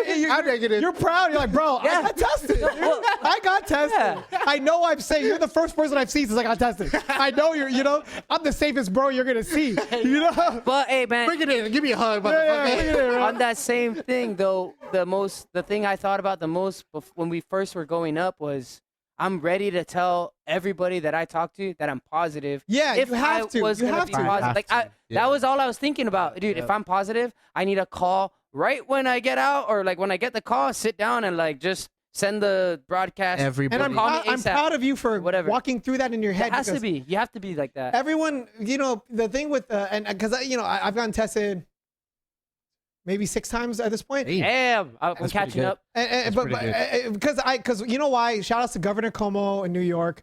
Oh. That guy led Wasn't everyone. here. Huh? Wasn't here. It wasn't. No. Sorry, go ahead. I got tested twice in San Francisco, and I'm sorry, 5. So twice in San Francisco, 3 times here. And Governor Como, he led New York out of the belly of the beast. They went from like ground zero of America. This is going to be as bad as Italy, to like one of the few states actually controlling Corona. I think if you look in the Guam high risk list, I don't think New York's a part of it because of honestly a lot of his leadership. That guy did the test live on TV one day, and I realized, why am I scared? Yeah. Yeah, it's free. We don't know if we have it. The only way we'll know if I get tested. So the sooner I face this beast in the face and I start doing this regularly, the better I am at living responsibly with this virus. Because I'm not gonna lie, I'm the kind of person where as soon as you let me loose, I'm gonna do whatever I want. Yeah, man. So I gotta be responsible about For it. sure. And that's why like when I first got tested, I was like, I should record myself, you know, and maybe the people that follow Normalize it. you know, Normalize it's it. like, It doesn't. hey, It's dude, not gonna kill it's you. fucking cool. Yeah. And the more people I saw like recording themselves getting tested, Yeah, putting it yeah, on their yeah, story, yeah, putting it on yeah, their yeah. Instagram, it's like, dude, this No is shame. No shame. this is what we need, you know? Yeah, It's like, yeah. and like Tony said, it's like I'm ready to face the truth. Yeah. You know? Because I'm And- getting tested for you. Yeah, for for you, everyone. motherfucker. Yeah. Hey, guess what? I got tested. Guess everybody last week I was with. Yeah. You guys are all good. So, you know, my cousin, he had a birthday party, and I went, hung out with all the boys. You know how it is on Guam. We're hanging out, we're sharing shot glasses. Oh God, my corona anxiety off the charts. Oh man. So I got the test, and then everyone's, my aunties are freaking out. Oh, should my boy get tested? I'm like, guys, let me get tested first, and if I come out positive, then maybe you guys got to worry. right? You know, But then I didn't. I came out negative, and some of my cousins are giving me shit. I'm like, do you understand? I did it for us. I took the test, so all of you don't have to. well, you know what? You know what? Like to go off that idea, I still think everybody should get tested. Yeah. And the reason, Agreed. and what we were trying to do, what I was trying to do, this is like 3 weeks ago, or was trying to have that mentality, or to have that outward energy, Be honest. Be open. to just go get tested.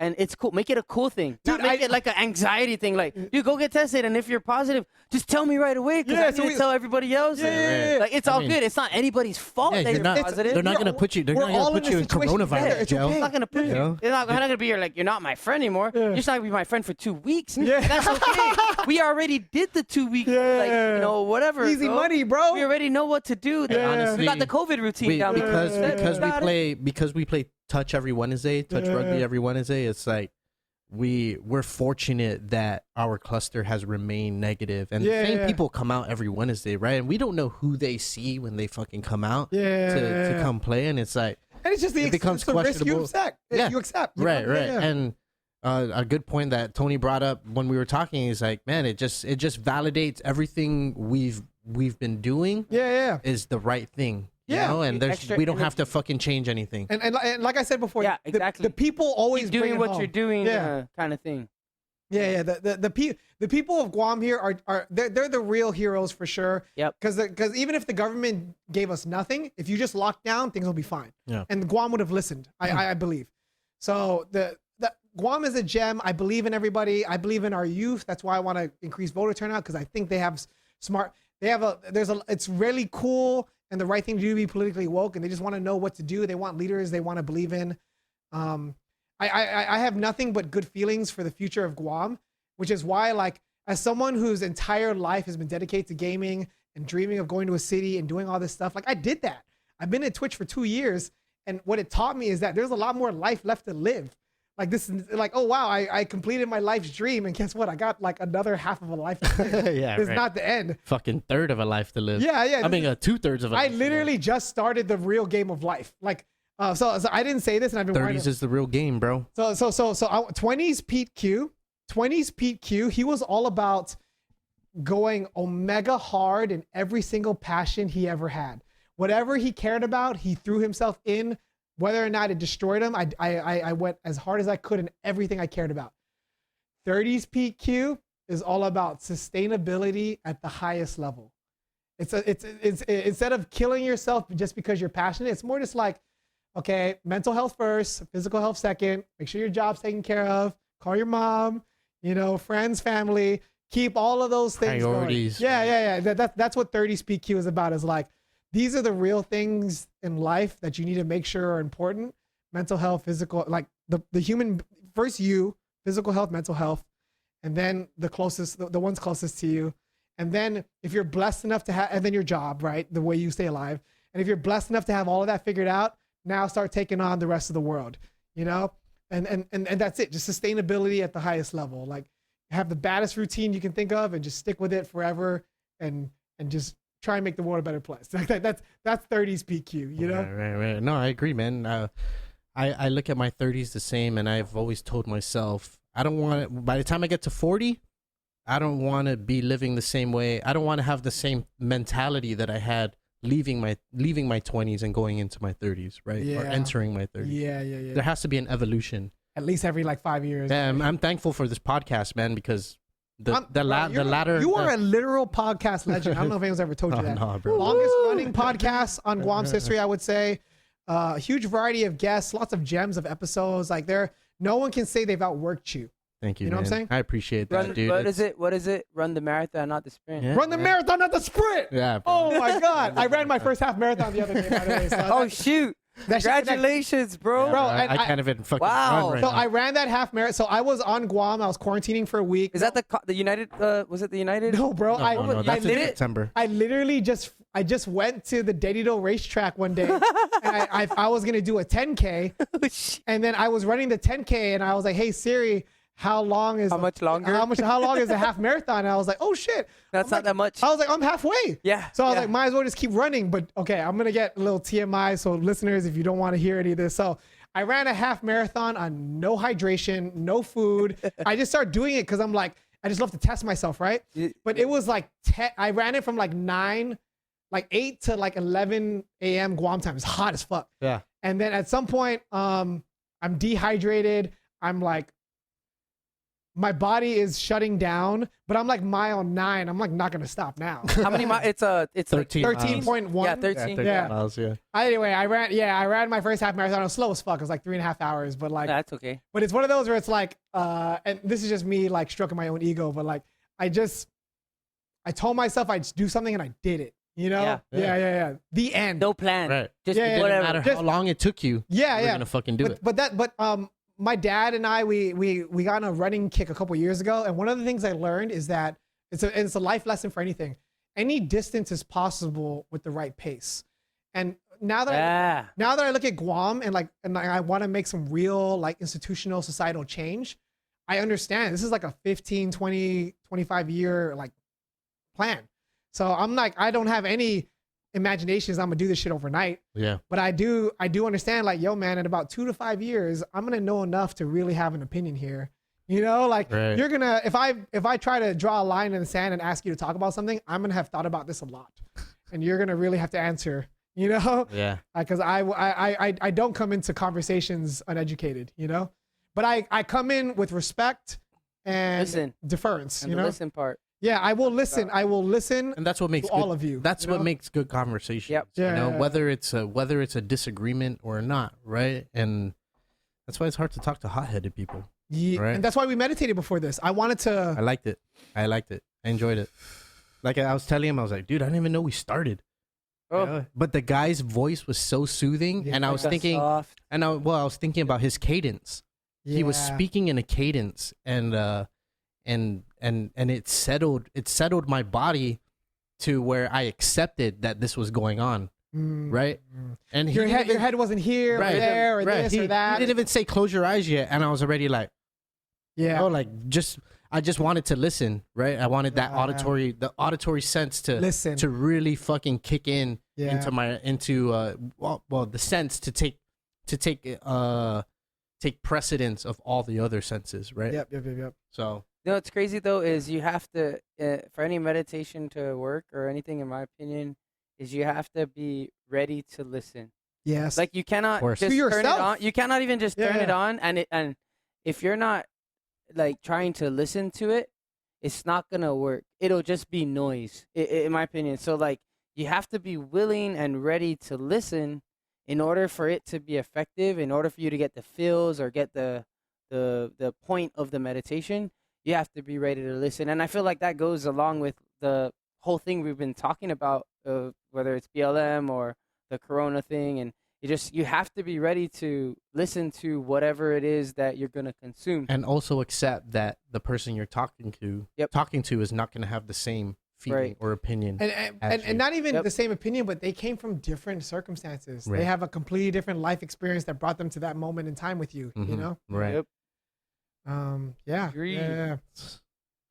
Listen, Yeah, that was good. That was healthy Yeah. conversation, man. Yeah. I liked it, I've been meditating on what I wanted to say here for a couple of days, just because I just wanted to. Like, dude. So check this out, Devo. Fucking Pete sent me a couple episodes he listened to, full on notes, bro, and timestamps, bro, and it was like pretty fucking dope, I'm listening. dude. I'm listening. Dude, and that makes me feel like the podcast, you know what I mean? Bro, I did that fucking months ago, right? And Yeah, that and was it the point of the podcast. It keeps the fucking the grass green, right? Bro, I And, can't wait to talk to Dr. Schumann because of you. It's like the test. It's like the test. You just get to boost another energy. Yeah. Someone else told me that too. He was actually born and raised in San Francisco, Wow. and But he went he's to school in Colorado. I remember that thing. No. There's another guy. So different guy. he came to Guam for the first time for the first time in his life, and he's like in his mid 30s. Yeah. He was only going to bring his family. He ended up bringing 13 people with him. God damn, that cost like $40,000. So they all came, and they found out they had roots in Maritzo, Okay. and then they had a family reunion in Tamuning, and It he was said the same best thing. day ever. And because of the podcast, he was listening to fucking Polly Eric Forbes, Wow. and he ran into Polly Eric Forbes. Oh my God. Yeah, and that was the connection for him, you know. Wow. And you did that for him, bro. And you know, unknowingly, bro. You know, it's not. If for me, these conversations, man, this is my growth, right? This is my therapy. This is you listening. This is me listening, Yeah. right? And even though we're going, you know, sometimes we may be butting heads in certain aspects, but also agreeing in certain aspects. But the fact that the conversation is extremely healthy, bro. Bro, There's that's all you can nothing ask for. That's all you can ask for. Yeah. You can take. There's nothing else you can take out of it but good things, right? Yes. So, and I think that's why I keep doing this shit, because fuck, it's fun. Whether it makes me money or no money. I will say to everyone who's still listening, how many Matt, where are we at right now? Oh shit! Like how long we I haven't even asked you. how Usually deep we Blue in asked that, but that's Damn, pretty changed. that's I'm a fan. yeah. Hour 30, that's a beautiful amount of time. I will say that for all of you who are still listening, I'm a humongous fan of Dr. Schumann's episode of this podcast. I think that guy has a lot of beautiful insight, both on the current status of Guam's economy, and I think the story of the DFS founder and the PIC, like that guy's also the PIC Yeah, founder. and that conversation happened the week before Corona. coronavirus So fucking happened, shut down everything. Yeah. So he had opinions on the current status of Guam. He told a beautiful story about the guy who started DFS and PIC, and then he gave his thoughts on Corona. So it's a very, very excellent podcast. I would listen to that multiple times. And then the EJ McManus and the Mel Mendiola episode. Mel Mendiola is the current director of Gita.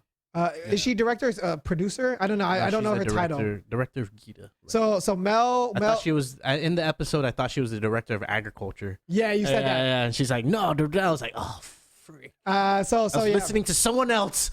But you weren't wrong, because agriculture is a big part of the diversification of economy. Yeah, I agree. I learned that from that episode.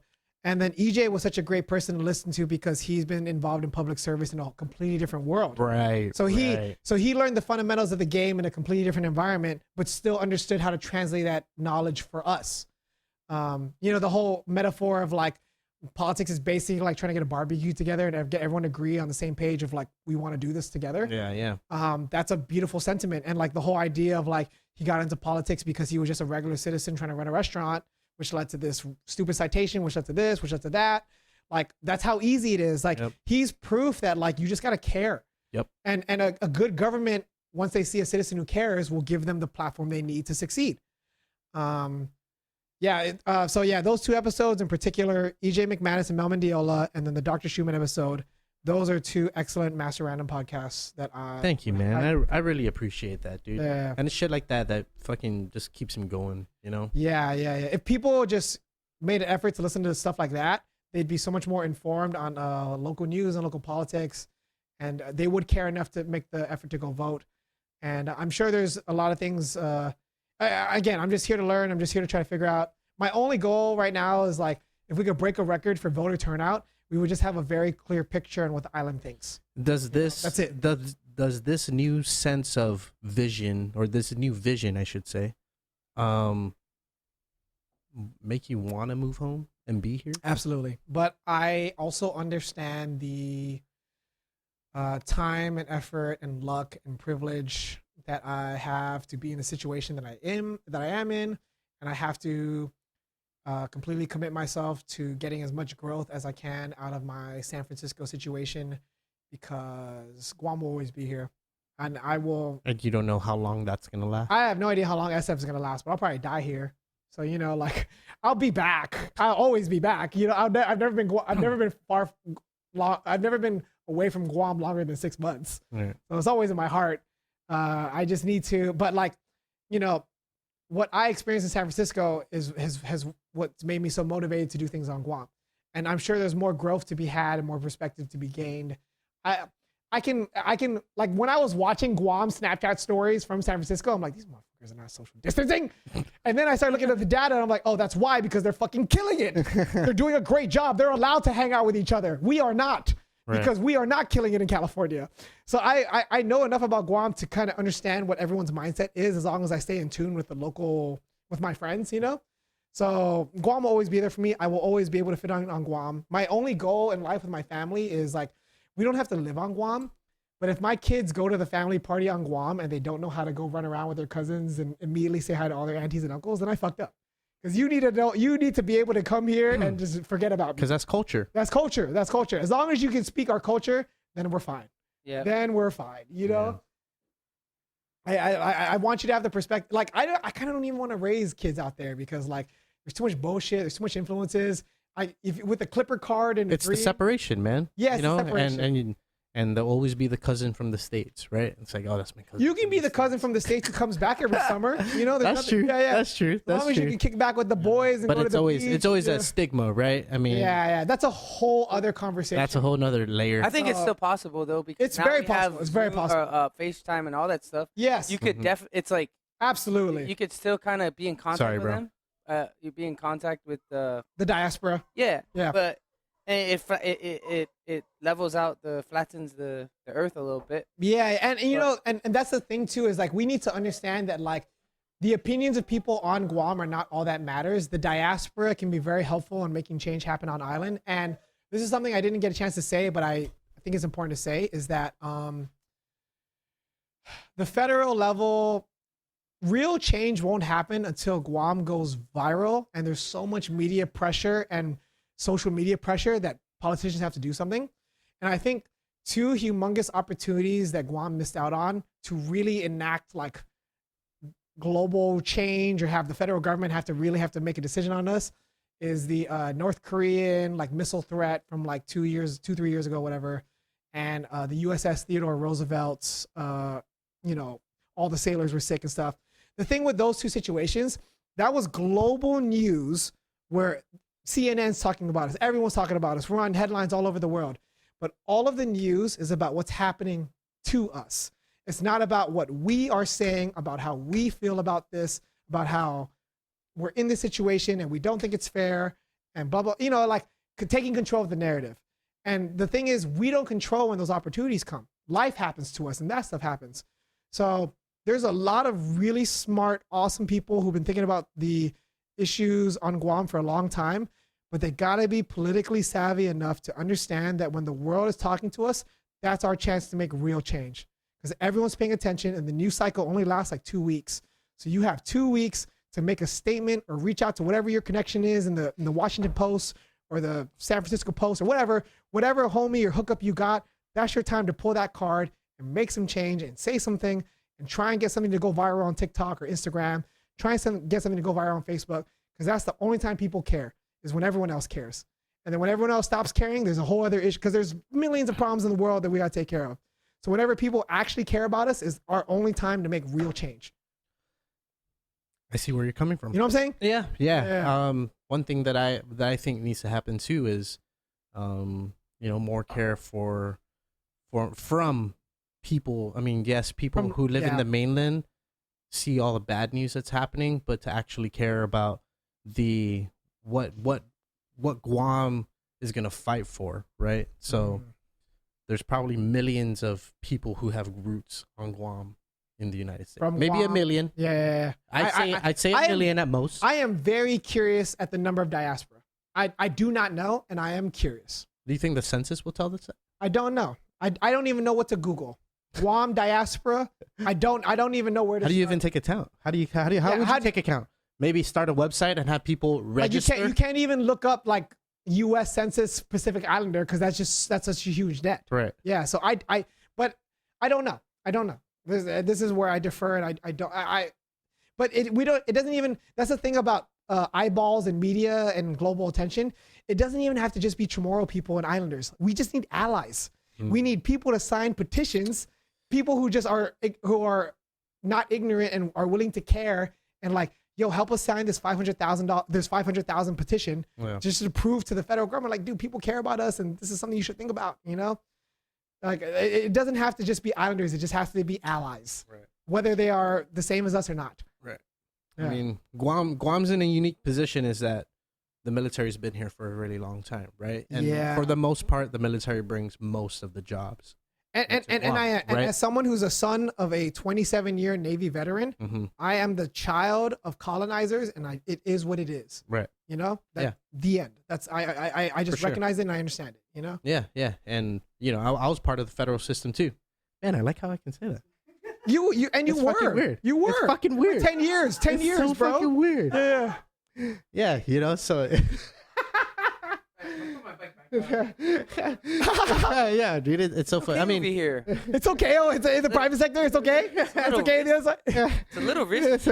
Like I said, I was like, we're on the bottom of the barrel, but at the top of the barrel at the same time.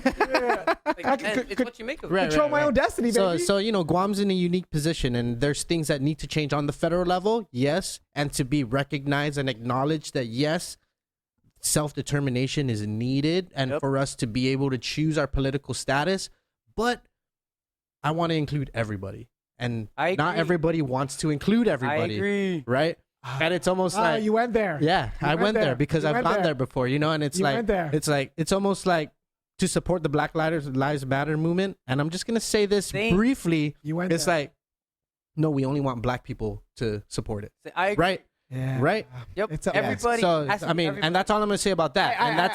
I'm scared to say what all I can say is that culture evolves. It does.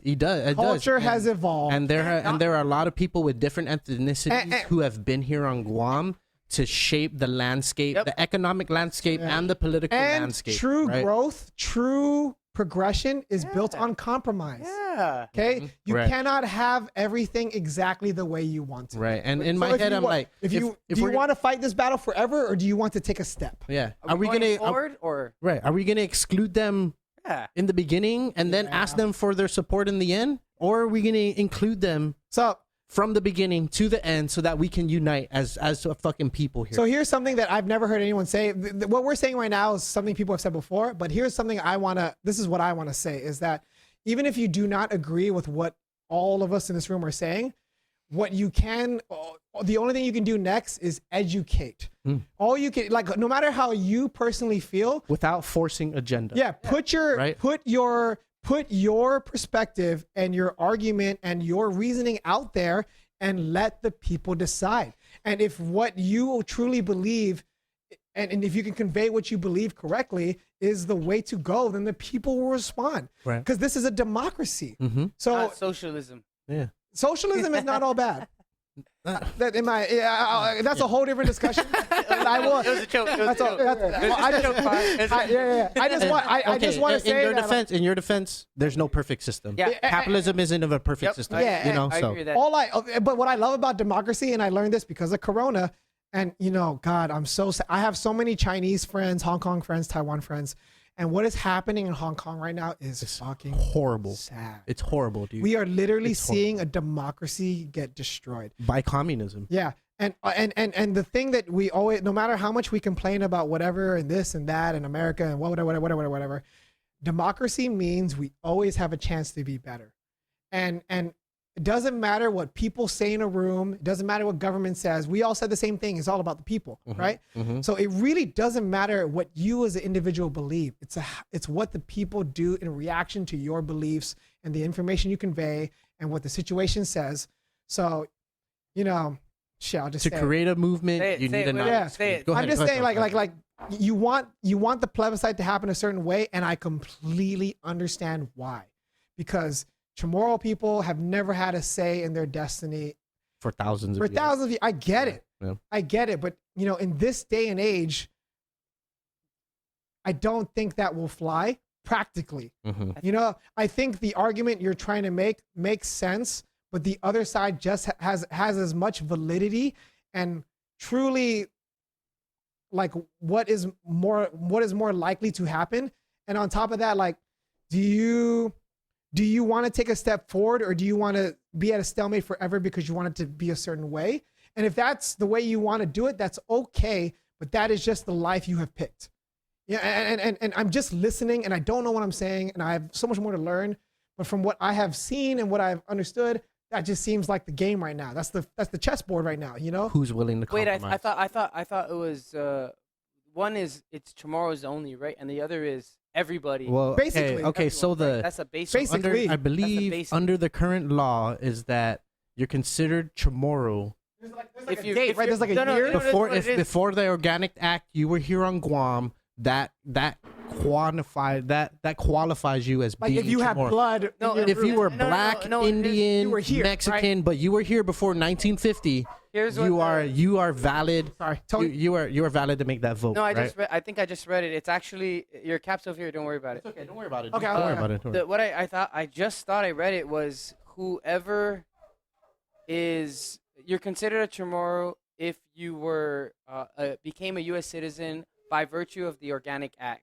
Right, it has to So, do with the Organic Act. That's what. Oh, like you were on Guam and became a that citizen has- because of that. Yeah, Right. but it jumps onto piggybacks onto what you said. If Yeah. you were, yeah, of It course. doesn't matter what Before race you were. Yeah, Yes, exactly. I heard that. Yeah. Right. yeah. that's what I think. That's what the ruling was. Sure.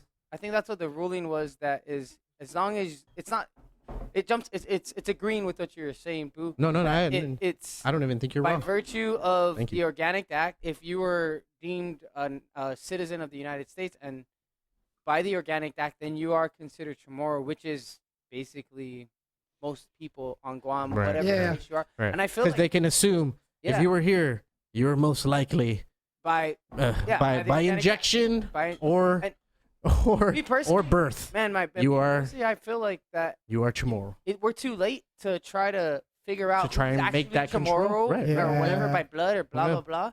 That it's almost it's such a crazy task to try and figure that out.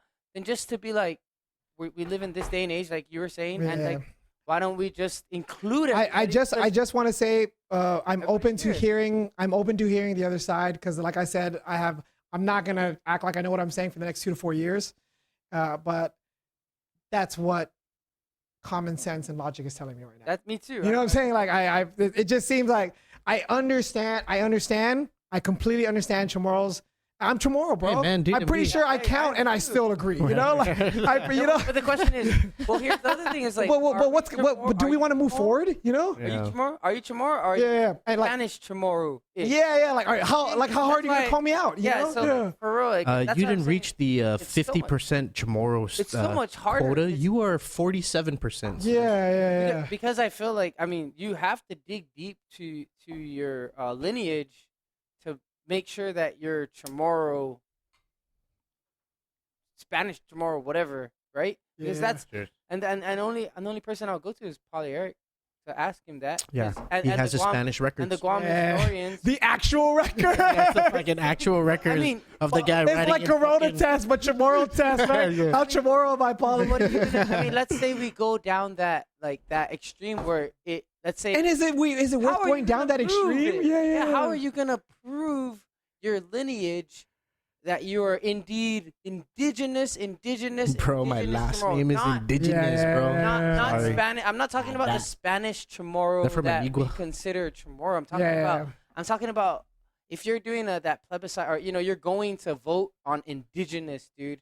I mean, you have to trace it Yeah. all the way back I- to when the Spanish took over, and you have to somehow figure. I that just out. want to say that I think they just need to move the date I to just like want to say that I 1990. do. I just want. I have opinions, and I'm willing to listen to the other side. I just Yeah. I don't know. That's how I no. I have no idea. This is a I've great. had- I I've love had- this room. well, and I I've- just want to. I've had the other side in this room, you know what I mean? And it's tell like- me, please teach me. I mean, man, Did you know, and express there's- this opinion there's- to them? There's, yeah, of course. Okay, yeah, It's yeah. something that I have expressed Thank you. many I'm just times on curious. this I'm just podcast. curious. Yeah, You know yeah, what I yeah. mean? Just that it's only fair. You know, it's only fair It's because not just you on Guam anymore. You yeah, know? it is. Yeah. I mean, and it's a compromise. You're It's gonna- always you're going to be a look at your compromise, no Filipino matter cousin what, and dude. say you don't count. Yeah, You know, and like this is, dude, and this is in the earlier podcast, dude. I asked Pauly Eric. I was like, okay, How do we? what if I was, I'm gonna save that episode right now. Go ahead. what if The I was, first one? what if I was Yeah. Filipino, who grew up in Agate or in the South with a Chamorro family.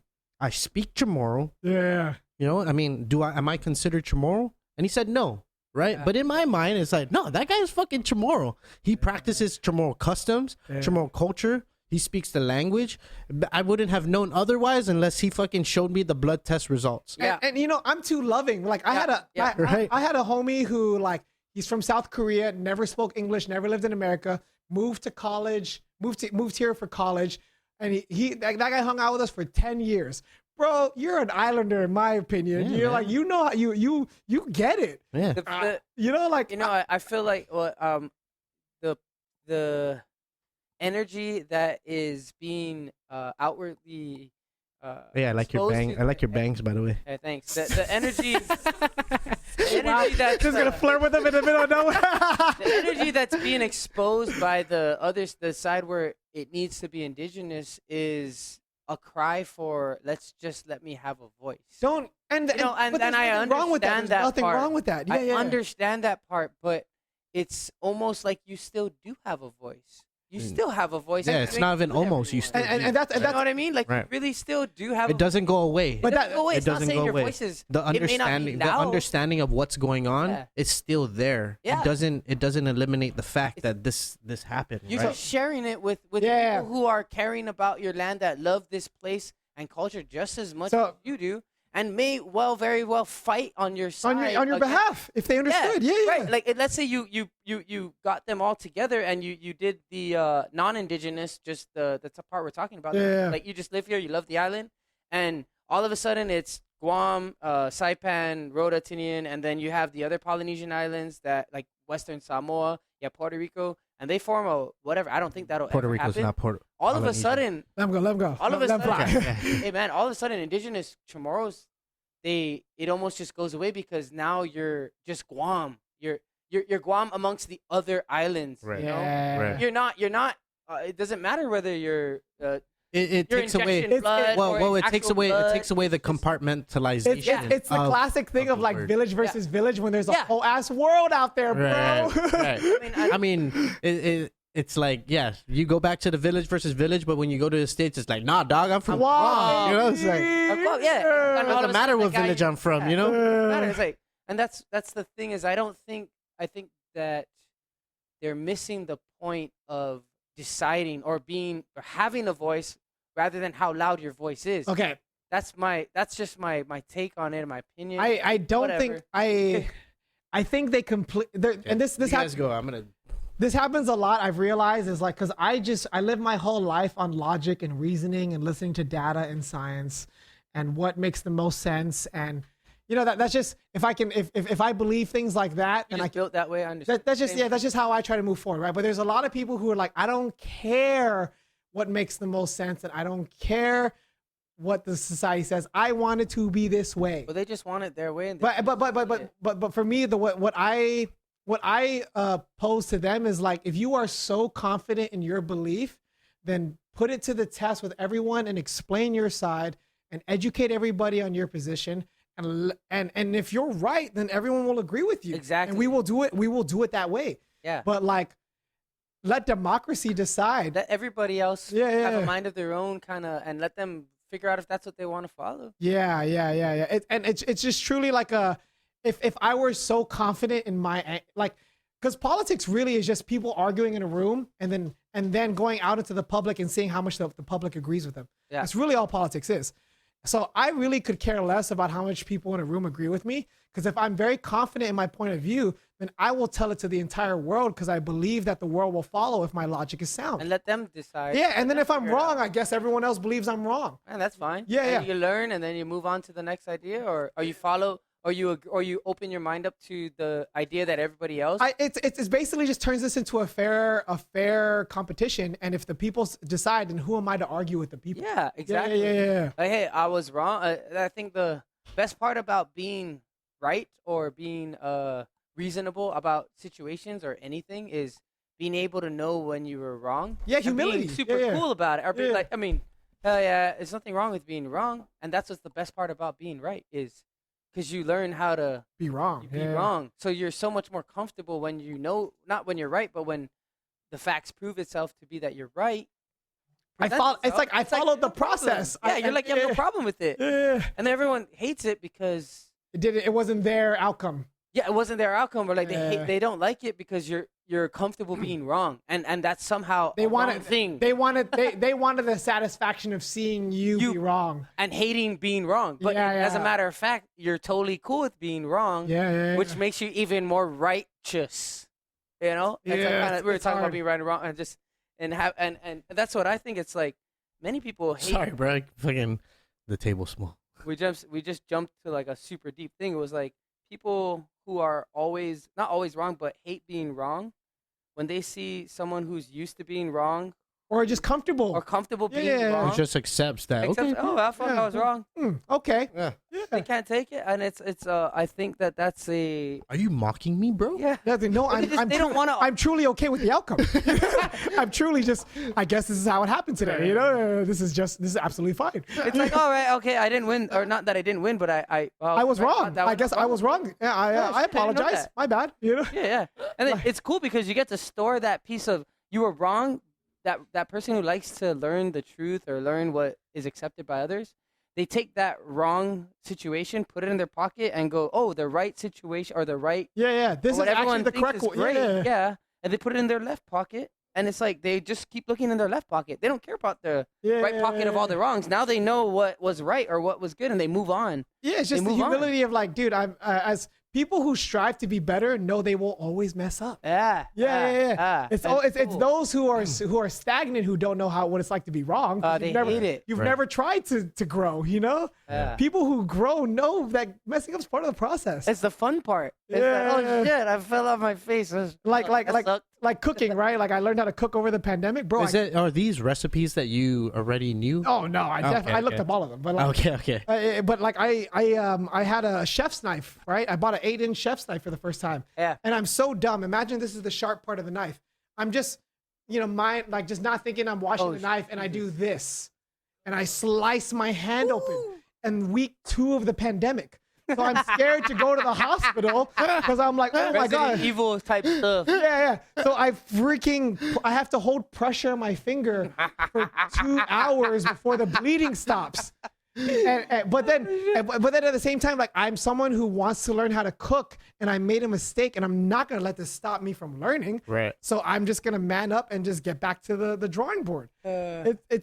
Like anyone who's ever gotten good at anything knows that being wrong is okay. Dude. Yeah, I mean, it goes back to we were just telling we play Yeah, I was rugby gonna say outside, and there's this younger girl who comes and plays with us. Yeah. And we told her, it was like, it's okay to suck. Yeah. Like you have to suck if you've never done it before. Yeah. You're never gonna pick up something and be like fucking gold And guess what? and be the baddest. Even if you are, someone's gonna fucking smash you at some It's like point. 99 out of 100 times that you try, you're gonna suck. So expect it. Yeah. But the worst part about not or sucking or not trying is not trying. But the worst part about the whole experience is not picking it up or whatever you're trying to do, not trying. It's like applying your shit yourself. giving up before you even really had a chance. Right. Not even giving giving your yourself a full, chance, your yeah. full Yeah. energy. And even if your full energy at the first, we were trying to kick a ball. Yeah. Even if your energy, like trying to do it really well, sucked on the first try, Yeah. you just take that same energy, pick the ball back up, and give it another shot. Honestly, Yeah. you know where I really learned that was jujitsu. Yeah. Gotta Just learn how to doing that. survive first. Yeah, but when you start picking up moves and you're doing shit, you're like, oh shit, like I sucked at that yesterday, Yeah. or even the last 3 weeks I sucked at that shit. Yeah. But finally I got it. I did it as smooth, and it was only one time out of the fucking 10 times I did it that day. Yeah. But I actually fucking did it. Yeah. I have a really corny story that I only want to share because with the boys, but like my dad has been trying to teach me golf for 30 years. I'm 31. Wait, you haven't played yet? No, I've caddied with him, and I've tried to play, and he's tried to teach me my whole life, and I'm not a golfer. I've always sucked. No. But Problem. I came home, on this trip, and I think 3 things have finally helped me have a breakthrough. One, I was never an athlete. I didn't know how to control my body, but I have a lifetime of soccer and jiu-jitsu and weightlifting now. so I understand how to listen to technique and tell me what to do, and I'm fit enough to listen and do it. So technique, and then 2, I can listen. It's not like before when I was a little kid and you tell me a bunch of instructions, I only heard one of it and I'm trying to do that. Right. And then 3, Corona taught me to breathe and just breathe and focus and be in the moment. Dude. So those 3 things of like, I have the physical capacity to understand the technique. I will listen to actually take in the technique, and I can focus in the moment and trying to deliver so much on following through on what you just told me. Bro, I've never been so consistent in golf in my life. I we're going to play our first game this Sunday and he's so excited. Dude, and I'm so excited. Blast. Yeah, I'm so excited to like finally, like he praised me more at the driving range than he did when I graduated from college. He praised me more at the driving range than when I got a job at Twitch. You know what it was though, right? It's the bond that he's able to because now he sends me golf videos and we talk like he tells me about a club and I understand it now. The relationship dynamic is different for him now. He's like, oh shit, I can connect with my son. And he doesn't just connect with me, but he like respects me. He's like, oh wow, you have a very decent swing. I'm like, it's because I can listen now. Because I'm mature now, Dad. Thank you, Dad. I'm not just mature. Boy anymore. I'm mature and I'm fucking fit. And I like, my body will do whatever I tell it to do. So tell me how to direct this thing. You know, like I got it now. Yeah. And like, careful. Yeah. You may be fit, but you'll fuck. But I'm still you'll old. fuck up a shoulder. Yeah. I was gonna Somehow you'll fuck up a shoulder. Yeah. Hey, we haven't talked about it yet. So We haven't. Your shoulder. How did it happen? What's it at?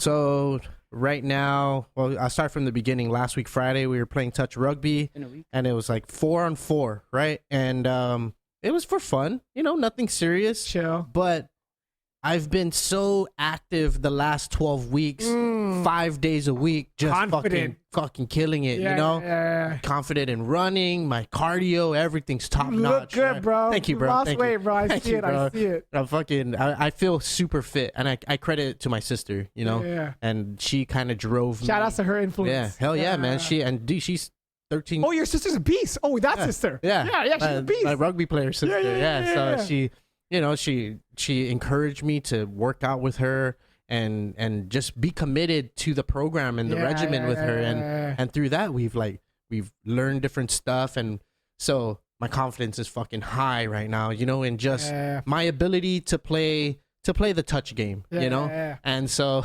I kick a grubber and I'm chasing this grubber kick, and it's a soccer kick. So it's like a soccer kick, but with the bounce, with the oblong shape of the rugby ball, it's gonna fucking bounce, right? So I bounce and it bounces up, and I'm like, this is it, I'm gonna jump. So I jump and I'm ready. So I'm running and I jump to where my legs are in a swinging motion, right? Ooh, so I'm running aggressive. and I'm like to It where gets competitive. It gets, super competitive, even for for funds, Yeah. And so I reach out, trying to work out, I reach out my hand and I miss the ball, goes both my hands, and the ball goes straight through my hands. So in my head I'm like, tuck and roll, right? Ninja roll that shit. So I fucking bring my hands in, and the kid that also works out with us, he goes, yeah, dude, you just brought your hands in and you tried to roll and you landed right on your shoulder. Oh, it wasn't, you had no momentum with the roll, it was just like dead weight, right? So Like, he basically, probably didn't tighten. Like he probably didn't like this. I maybe have tightened too much.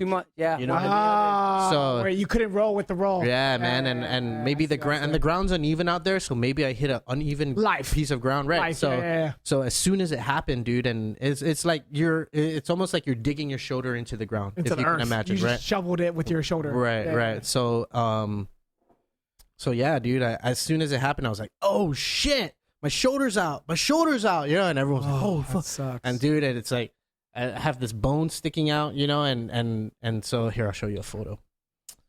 Let's pull up this photo. As a fan of the podcast, I gotta say, sometimes things like this happen, and as a listener, I'm kind of left out in the dust. I'm letting you guys know that for all you audio listeners, he is currently pulling up his orange case phone, and he's showing me a picture, and I'm gonna react to it. Oh my god, the bone is sticking out! I think this is on his Instagram story. You should put it on a highlight. His bone is really just protruding. It's out, bro. And he also has his mask on, so he's social distancing. Yeah. I was at the COVID Your hospital. COVID anxiety's coming out there, bro. Yeah, he's doing his best to stay healthy while his fucking arm is trying to rip out of its own side. That is crazy. So basically, my shoulder, my humerus, Wait. my humerus is the big bone out of Okay, here. I like that. You're what? You're what? My humerus is for the fans. I'm putting it to the camera. For the fans, bro. There you go. There you go. Okay, all There right. it is. Check out the video version if you want to Oh see it. my Okay, gosh, okay. look at that bone. But That's the golf ball you're gonna hit one day. I'm gonna tee off his shoulder. pretty much. Pretty much. Yeah, dude. So that was out for like an hour. So Yeah. maybe I won't mention the company, but I went to a place where they should have taken me. They didn't want to take me. I went to the public hospital. Were they just nervous to go there? No, they just didn't. I think they were closed for COVID, and they said they couldn't treat my injury. Right. I went to the fire station. I'll give you the Corona excuse, bro. Yeah. I went to the fire station and I was like, the firemen come out. They're like, "What's wrong?" I was like, "Can you pop my shoulder back in?" And they're like, "No, man, we don't do that here." I was like, "Oh, fuck." They're too busy cooking and playing. No, bro, basketball, these right? guys were They're just weightlifting. They just fucking finished benching fucking 4 plates, you they're know. just chilling, bro. Bro, this firefighter I have a lot of firefighters. I love you this guys. guy was massive, bro. I was like, whoa, I didn't even know that people get that massive, you know? Anyways, so I get back in the car and I tell my friend, thank you, Zav. I love you, man. He as soon as it happened, he's like, where do you need me to take you? Right? Shout took out me to the place, bro. took me to the fire station. Finally, he took me to the public hospital, COVID hospital, GMH, right? And man, oh my gosh. So I was there by myself. No one else could go in, only patients.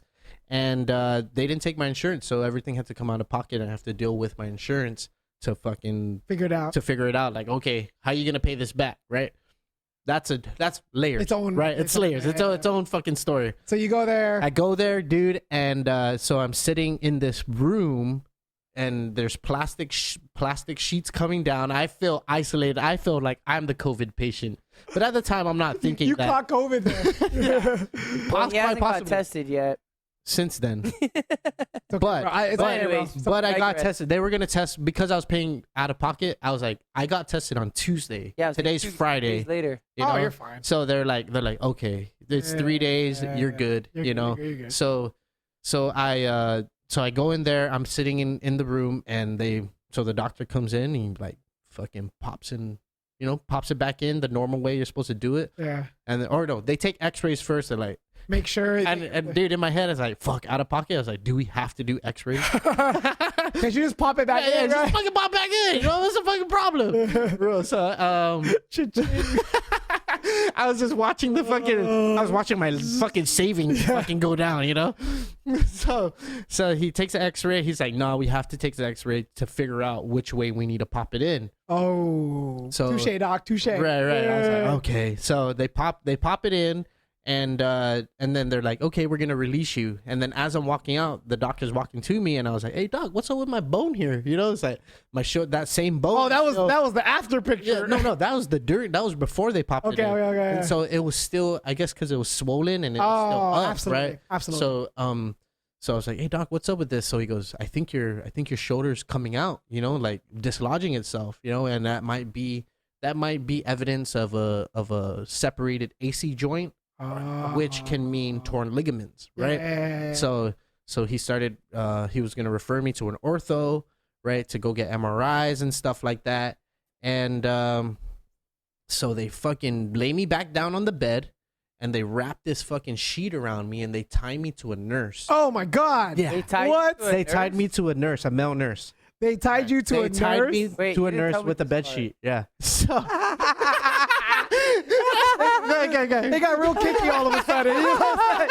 Oh wait, what? Was he So- wearing his nurse outfit? he was wearing the nurse outfit. I was The one not with the wearing a hat shirt, and the- so that I was wearing a soccer jersey from like 2011. And he's like, "Can I cut this?" I was like, "You have no fucking choice. Please just cut it." Man. So Cut the me open. technique that they used was called counter traction. That's the technique. Traction, counter traction. Right. That they use. So Sounds they kinky take a still. sheet and they wrap it around my armpit, and the nurse is against my body, I already see it. and The they male tie nurse. the male nurse is behind Because is you need tied the male to me. nurse to handle this guy. Right. Yeah, You don't want no this is a- female nurse. This is a big man And, here. you know. Female nurse is handing COVID. God bless their souls. Yeah. I fall in love. You know, it's like, I have a girlfriend. Hey, which side's gonna fall in love? They already cut off my shirt and shit. You know. You're all Man, fitted. that sounds. You're in the prime of your life, right? I'm fucking fit as fuck. You know. Thank you, Ali. Thank you. Ali, thank you. Thank you, baby sis. But so I mean, so they tie the male nurse to me, and the doctor takes my arm, and he fucking goes like this arm. He goes like this, and so before I went in, the nurse goes, they're gonna have to put you to sleep. In order to pop your shoulder back in so that your muscles are relaxed. And now you're wide the fuck awake. And I'm like, fuck no. Like, I have to pay for the Oh. anesthesia and I'm not going to sleep in this hospital, right? So I told How many weeks ago was this? last week. It's not a corona hospital. No hospitalizations, bro. Right. Yeah. But there's Still, one there's bro, one you know how there's serious one you are? there's one patient. There's there. one person. Yeah. Hey, he could have been in the emergency room at that time, bro. You don't know. Right. Okay. The So whole you hospital's- pick your arm up. So he picks my arm up and he twists it and he just goes Oh. and pops it in. Yeah, dude. It was fucking gnarly, dude. And I was just like grimacing in pain, dude. Like they're fucking the nurse is like holding my body to like keep me still, you know, and I'm just like, okay. And you know, I was trying to stay as relaxed as I can, that I possibly can while awake so they don't have to put me to sleep, right? Yeah. So they, you know, I mean, I still have this sort of lump here and stuff, but yeah, man, it's when I got home, I wasn't worried about my injury. I was worried about my hospital bill. You know, that's what kept me up at night. You know, and it was like I had to pay that out of pocket. And Was it as bad as you thought it was gonna be? Yeah, man, it was in the K's. You know, so It didn't help that he was texting me, and I was like, "Yeah, fuck that, fuck that." I was in the hospital. I was like, bro, that my insurance not covering this shit. You I know, was like, "Yeah, bro, they sound like you didn't do anything there." I was like, "Dude, it's like you went into the car repairman shop or the auto shop, And then and they just looked at it and go, "Yeah, we're not sure how we're gonna fix this, but we're gonna charge you for looking hey, at it." Like, but you know what? I'm not gonna discredit the people at Staff. GMH, the Yeah. staff at GMH. they're doing their job. Yeah, They're yeah. doing whatever they can. They're so fucking limited on supplies, bro. heck yes. I agree. came out in a sling that was a cut piece of fucking a cut square Yeah. mesh Yeah. to sling my fucking arm, man.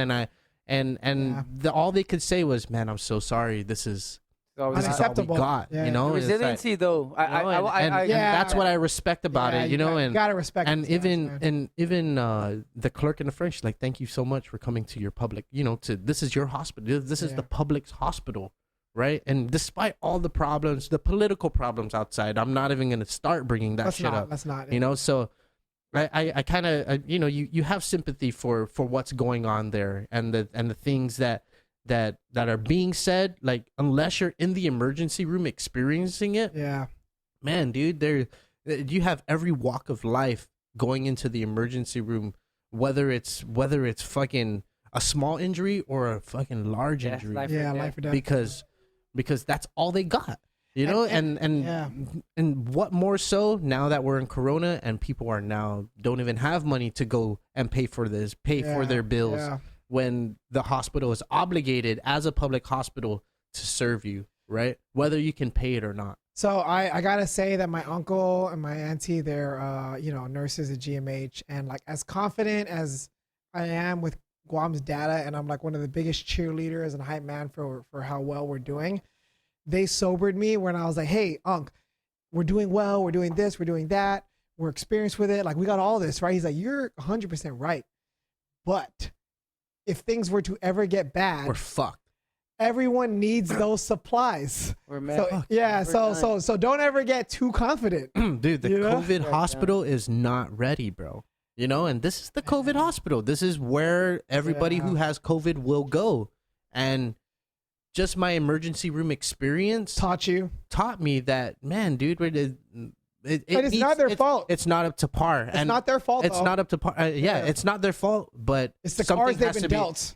Something has to be done. A budget needs to be allowed to be given to them to make the necessary improvements, Yeah. right? We need a sacrifice on other things like man. street lights or whatever is not essential. Yeah. I Like new business just need to offices suffer in somewhere Agana else. for the government. Yeah. I don't know. I definitely Suffer somewhere else. I don't want anyone to come at me, but I'm putting in the research right now to see where like the beautiful thing about government is that most of the information is pretty transparent. You just got to care enough to look for it. Oh, you just have to do the sunshine. The research, act. right? Yeah. And like the That's it. government's but like they have a complete explanation of their budget.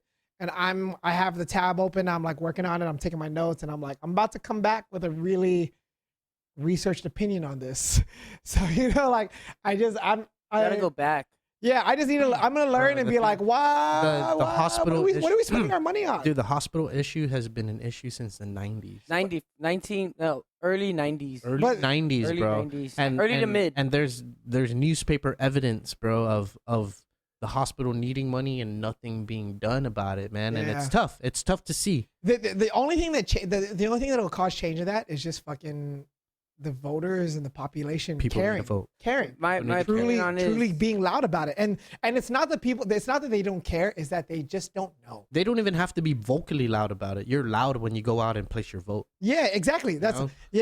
and that's all it is. It's like it's really not. I don't want to blame anybody. It's just more of like we just need to. It's like what we were saying with the whole decolonization thing. We just need to educate you better to realize that change can happen if you believe change can happen. You know? I think it's more has to do with what's GDP. We need to look at the top line rather than the bottom line or everything in between. It's Yeah. producing income for your expense, and that's just my take on it. Is that we don't have organic income. Organic meaning like we're relied on A one thing. diversification of economy. A diversification of your income. Yeah. We don't have that to support the expense of everything that we're doing, and also the expenses are all over the place in a way, and they're not. That's where the votes part come in. Is where do you Prioritize. prioritize your expense? Yeah, But man. the main thing is more GDP. Like we're gonna hit this in like soon, real freaking soon. Like Yeah, there's a the next reckoning. 2 There's a to 3 reckoning. months coming. are gonna be. I would say, in my opinion, the hotels and stuff and the tourism. It's gonna freaking hit as soon as the unemployment assistance runs out. Yeah. And everything is just gonna go bam. It's like a whip. It's gonna go boosh, and we're gonna get super blindsided right now with COVID being okay. Like we're gonna be healthy and stressed, and that's just my That and that's the thing like, with foresight on it. whenever I hear people You're not like wrong either. you're I not don't know. you are not wrong at all. But whenever people stress about the economy opening and like, no, we need to lock down. I'm like, bro, this is a very It's delicate. it's one of those things where it's like it's hard to be a leader. There's no good decision. Everything is just less of a loss. But people need to understand that the government needs to save lives, which they did. Now they got to save livelihoods. And like lives have been saved. We got this shit under control. Everyone's been educated on how to handle Man. this. And now we need to save livelihoods. I think what's gonna start to happen on maybe a slow, super slow. It's not gonna go boom, but we're gonna start to plant, or we're starting to go back to like agriculture stuff. I feel like that's because we can't rely on outside. We just need to eat. Like you know what I mean? And this We goes. need to eat.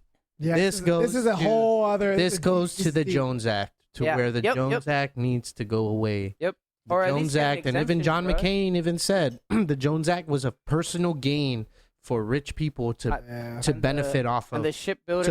to benefit off It's trade. such a right? huge hindrance So- to our biggest asset, which is our location. Right. Yeah, I mean, yeah. we can easily be getting strawberries from Japan, fresh ass fucking badass fucking strawberries from Japan, maybe, bro. So maybe the You know? whole push for protests on these different things is towards the wrong.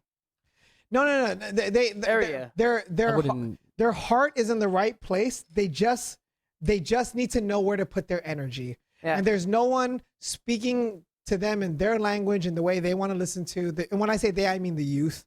Because honestly, we're not part of the youth. we anymore, are. man. We I are. don't know, We're man. the bridge. We're the bridge. We're not. The average voter in Guam is 50 years old. Okay, we're 30. Was that right? Yeah. I just learned it recently there's like an op-ed that just came out on the Guam Daily Post. Okay. But the average voter on Guam is like 50 years old. Wow. So it's one of those things where it's like, They really influence the. yeah, but it's just because the youth they just don't believe that their voice has an opinion / they don't even know how to participate. So it's one of those things where it's like, the youth have always been at the forefront of all real change in the world. If you just look at like the history of the It's world. true. Yeah, the youth agree with has always had the most progressive ideas on how to move forward. So we just need to teach them. We just got to lay the facts down and be confident in our argument, and then be like, "Yo, man, if you believe in this, like, come out and change the system." You know? No, Yeah. you know, I think too is that, and I watched this rap about millennials and boomers. The thing that we have to do as an older or soon to be older is listen to the younger people. Yeah, but they care. Listen. They really Just care. listen. That goes back to the whole theme of this. And they really do understand what's The going lack. on, right? Yeah. The Yeah, Obama Obama, he had this big town hall like a month or so ago, and they ended the entire town hall with this one this one quote. It never left me, where it's like, older people have the experience of being in these institutions and being in these situations and living long enough to be like, yo, we have some real experience. But the youth has always led the forefront of real change. And the only way we'll get there is a lack of arrogance on both sides. I have to jump on that thing, on that belief and that saying. Here's how that rap taught me or showed me, and I'll send it to you guys. I'll send it to the podcast. Was the boomers, or the older generation that's in office right now, has the ability to make the change, but the younger generation has the foresight, or like the ideas, the for bravery. change. You know, they have the momentum, and these guys have the opportunity. But they're not seeing eye to eye. Yeah, and they're not seeing eye to eye because they're too the older generation is saying, you know, you're all stupid, like you don't know what you're talking about. Back in my day, it was so much better. And then the young generation goes, well, back in your day, we have inequality of, you know, color, race, and women rights and gay rights. Your context is different than ours. And they go, well, you know what? Why don't you just listen to what we have to say and actually make a difference about it? Because we're not actually different. We're actually the same. You have a chance to correct your wrongs that you did in the past. Because what we see today is still happening. EJ McManus said that. He's just like, dude, if Guam just realized everyone was on the same team, we could really just make a huge, humongous effort here. Like, and 160,000 people. Is not a lot. 160,000 people, bro. You see YouTube videos with more views than that every day. Right. You know, like it's just one of those things where it's like, dude, stop fighting for your little scrap of like the island when we're just like, bro, it's really us versus the world here, guys. You know? Yeah. Go off this island and get some perspective and realize, like, dude, why are we fighting with each other? You know, it's too small. It's too small. It's too small, and we're too good to be fighting on these little issues that are not as bad as we think they are. You know, we're making mountains out of molehills when there's real fucking there's levels of hell out there that they're trying to fight through, and we just have little discussions that we just won't compromise on. And if we just did, we would move forward. Right. That's a very good point. Sorry, Boo. No, go ahead. No, I was just gonna say that. But you can't. You said it right there. You can't know that without perspective. You know. So I don't blame people who don't agree. But it's like, dude, man, like. I wish everybody It's hard. could leave. It's hard. I wish everybody has never left Guam, and if you're listening, then you've never left, and you have an opportunity to just go anywhere else for longer than a Dude, just year go for or 6 months, dude. and it's free or super cheap or something. Yeah, just go stay with an auntie for 6 months. I don't care. I mean, military, frick, man. I wish that wasn't the option to go, but that's many people's only way, and that's okay. But take it. If you have an auntie that's willing to like pay for your community college to get some perspective. Any place random in the world or in the U.S., like in the middle of nowhere, just go, because I really feel that will bring us all up.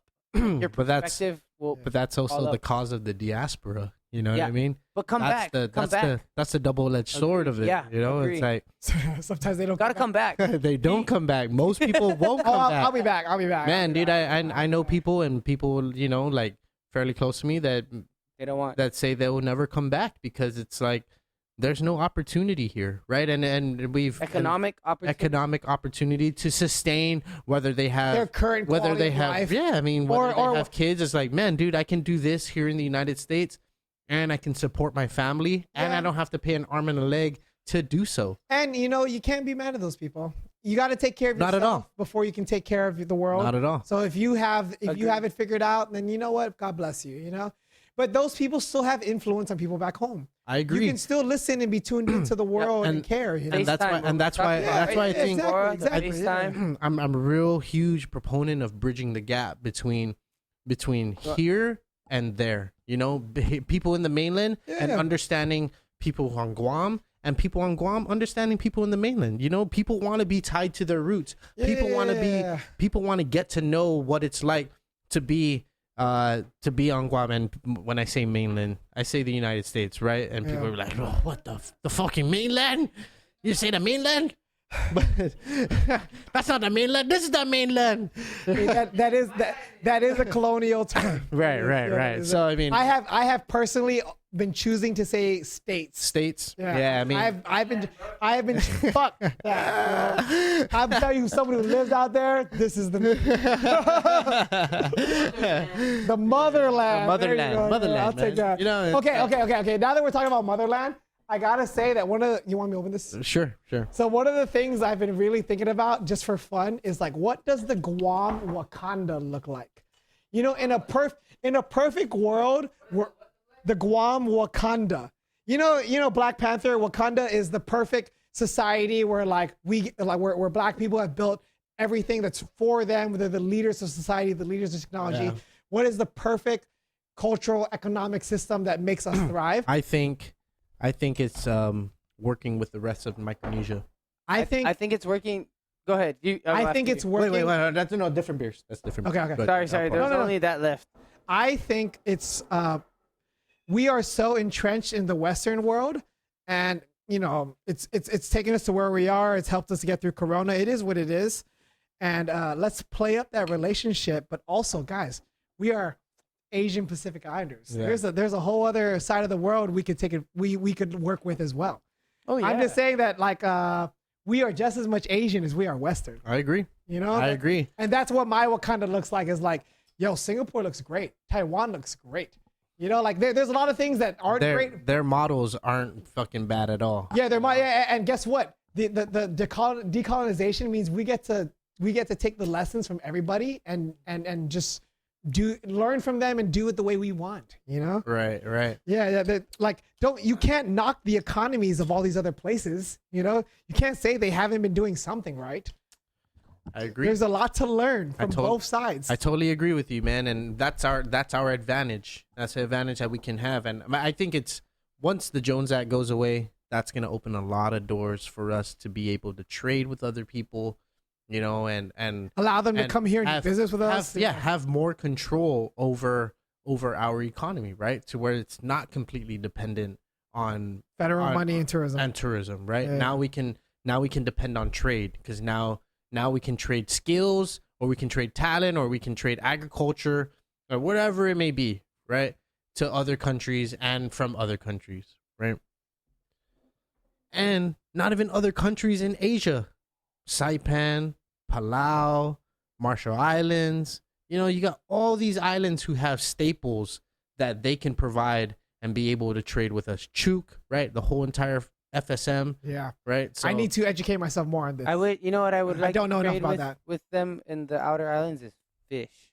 Mm. Food, the fish food. Because from what I hear from our fellow fishermen, is we don't have anything around our reefs anymore to feed us. Are they fished Like- out? Is there Yeah, not enough That's fish? what I'm hearing. I'm not a fisherman. Dude, I am like, that's probably the You're just thing. learning. That's probably like my 50s where I'll start to I don't know, fish. bro. I just saw a news report that said Dumont Bay is thriving with fish right now. I saw that the Guapo. I thought it was- I'm talking about in a Like deep non- sea, right? yeah, like- right, like right. just- like a commercial just sense.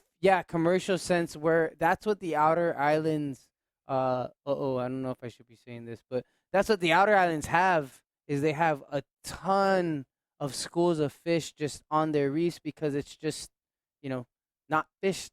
From what I understand is that I could be wrong. other countries ship fish outside the reefs of Guam, or not the reefs, but outside the smaller? perimeter of Guam, and then it goes to their country, and then it's Yeah. traded back to us. In cans. That's what I Yeah, heard. right, So right. they were also doing that. I want to say in Western Samoa. That's the similar thing they were doing.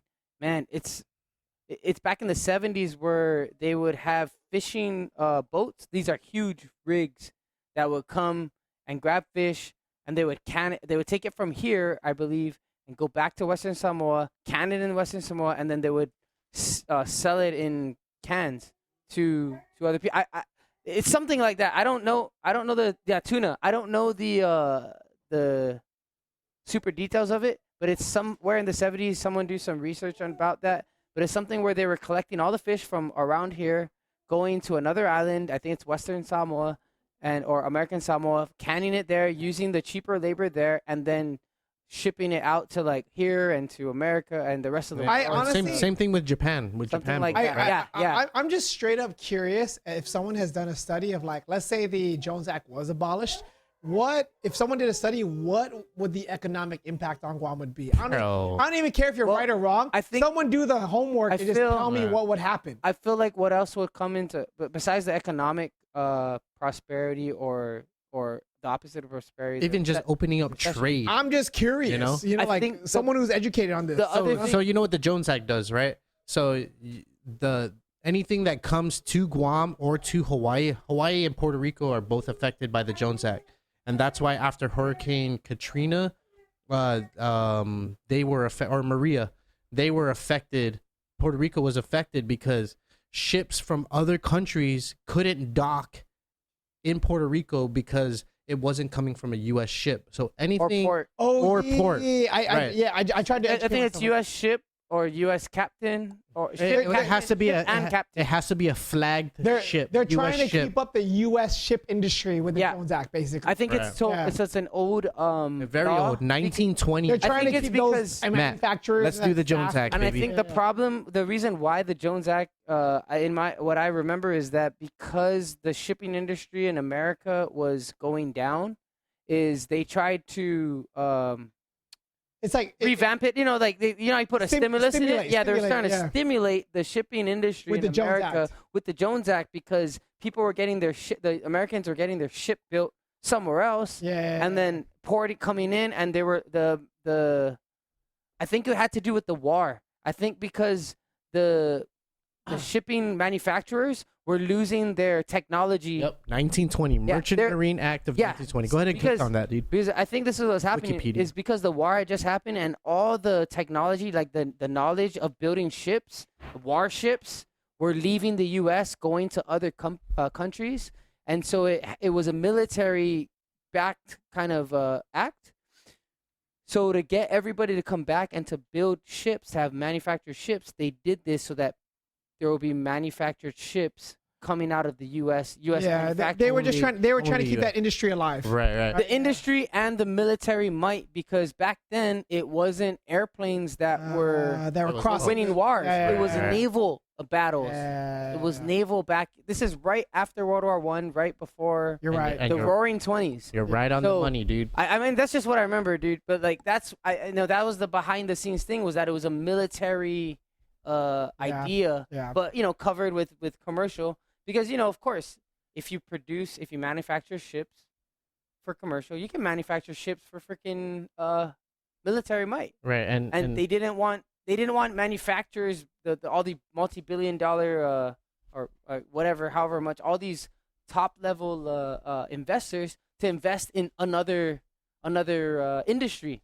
They wanted to keep their money within the maritime Because at the industry. time that was the symbol of military might. Yeah, it's like stimulizing the I think it even goes. nuclear. I think it even goes outside of Yeah. just the military. Everything. It's just that's what the At the main time, that was what the main trade. yes. The Yeah. trade routes were through the shipping Yep, routes, yep. right? It's like And so it's like, how do we keep American products, and anything American, it has to be traded to American ports. So if I'm getting strawberries from Japan, it'll have to fly to the closest American port, which is California, get off, or not even fly, get on a ship, go to Hawaii or no, California. It's got to and fly then- in on an American boat. and then come in on an American boat, Yeah. on an American flag, Yeah. and everything built owned and built by America, right?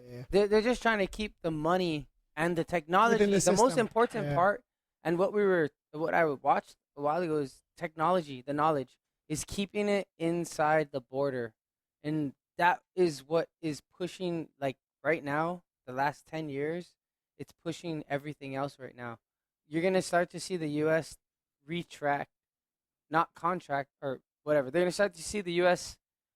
Keep everything tight in terms of technology because you're gonna have like, look, iPhones are made. They're designed here in the U.S. by Silicon Valley, and they're made in China. So China has to see the plans of how to design, how the design is. They just copy it. But I think what the U.S. is realizing is like, dude, you cannot have someone build something without telling them everything how it's built. How it's built. Right, and So they're just gonna make it better. They're gonna reverse engineer it, Let's right? let's figure who's more enterprising. And I think what the next thing that's gonna start to happen in the next 20 or 30 years is that's why Trump and the administration is trying to push everything back to U.S. even though it's gonna hurt us now. It's getting manufacturing plants and keeping the technology. It's keeping the money. Technology here, and what I mean by technology is knowledge again. Is keeping that tight in here because if we're giving people knowledge is power, then they're just gonna take over, and that's unfortunately what the hell's going on. So the Merchant Marine Act of 1920 is kind of resurfacing itself in a different animal. The same mentality. Yeah, same thing. Same mentality is happening again. But it might be the perfect time to relook at it. Oh, You know, hell yeah. that's 100 years. Yeah. Oh, We're yeah, 100 years, today. man. Oh, what date is it? 1920. Does it say what date? June I'm sure I 5th. can find it. June 5th. Oh, Was it just straight up. past? It's a just past year. 100 years? It's 100 years in a month, guys. Wait, past June 5th already. Yeah, it's July, but still, that's pretty much 100 years on the dot. Right. That's 100 years, man. You know, so we've been 100 years under this thing. We were under naval rule, then we became under local rule, sort of, and we're now this territory that needs to sustain itself because of a pandemic, right? And do we constantly have to depend on federal money and federal stimulus to push us forward? Right now, the answer right? to me is yes. Yes. Right Yes. You can't be mad that the answer is yes because that's if we don't, if we're handcuffed to the Merchant Marine Act or the Jones Act, then it doesn't really allow us to try and make ourselves better, right? That's a huge. It's huge, man. That's a humongous. We need to figure out Trade, dude. Trade. I mean, figure out how to develop our any small town or any small our place. only advantage is location Or the and markets. and this owns that. This You know owns what? it The only- completely. Yeah. Well, We the can be only way getting to the best of everything, freshest of everything. Check this out, though. You know? Yeah. How do you makes a lot of offset? sense. How do you offset it? The only way to offset it is to tax the shit out of things coming in and out. So then you're also deterring that. I mean, how else would you do it? But got there's so much right. of it. Some places have How do they so do it? much of I don't know everything. enough. You know, I mean, Yeah. the Philippines, I know they have fucking so much of fucking agriculture. Their agriculture is like booming. Yeah, you that's know, where all the pineapple Matt. coming out of. Matt, knock, where we at? Are we Matt, is where this we a at? double episode? Is this a two-parter or what? Can we? Part episode, the first ever. Wait, where are we at? 2 hours and 40 minutes. Yo, I'm done. Okay, Bro. okay. I'm done. All right. I wouldn't listen to this, and I'm on it. You know what I'm saying? So, yeah, I just want to say, Boo, thank you for having me. Matt, Thank you, for man. coming to Thank you, Tone, bro. thank you for your contribution. Oh, yeah. Thanks for letting me get a little dramatic.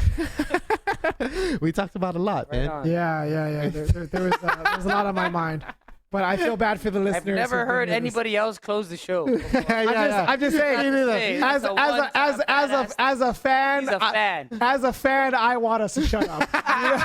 I understand. You know, Hey, honestly, this was really fun, dude. Yeah. This was really fun, and I always enjoy having you on the Good show and shit. fucking coming on the show, dude. Thank you, bro. You know, and I've watched you evolve, dude. You know, I mean, from when you just quit TPI, right? Yeah, to- no job. no job, No job. You were doing the couch surf fucking tour, Talk a lot right? of shit.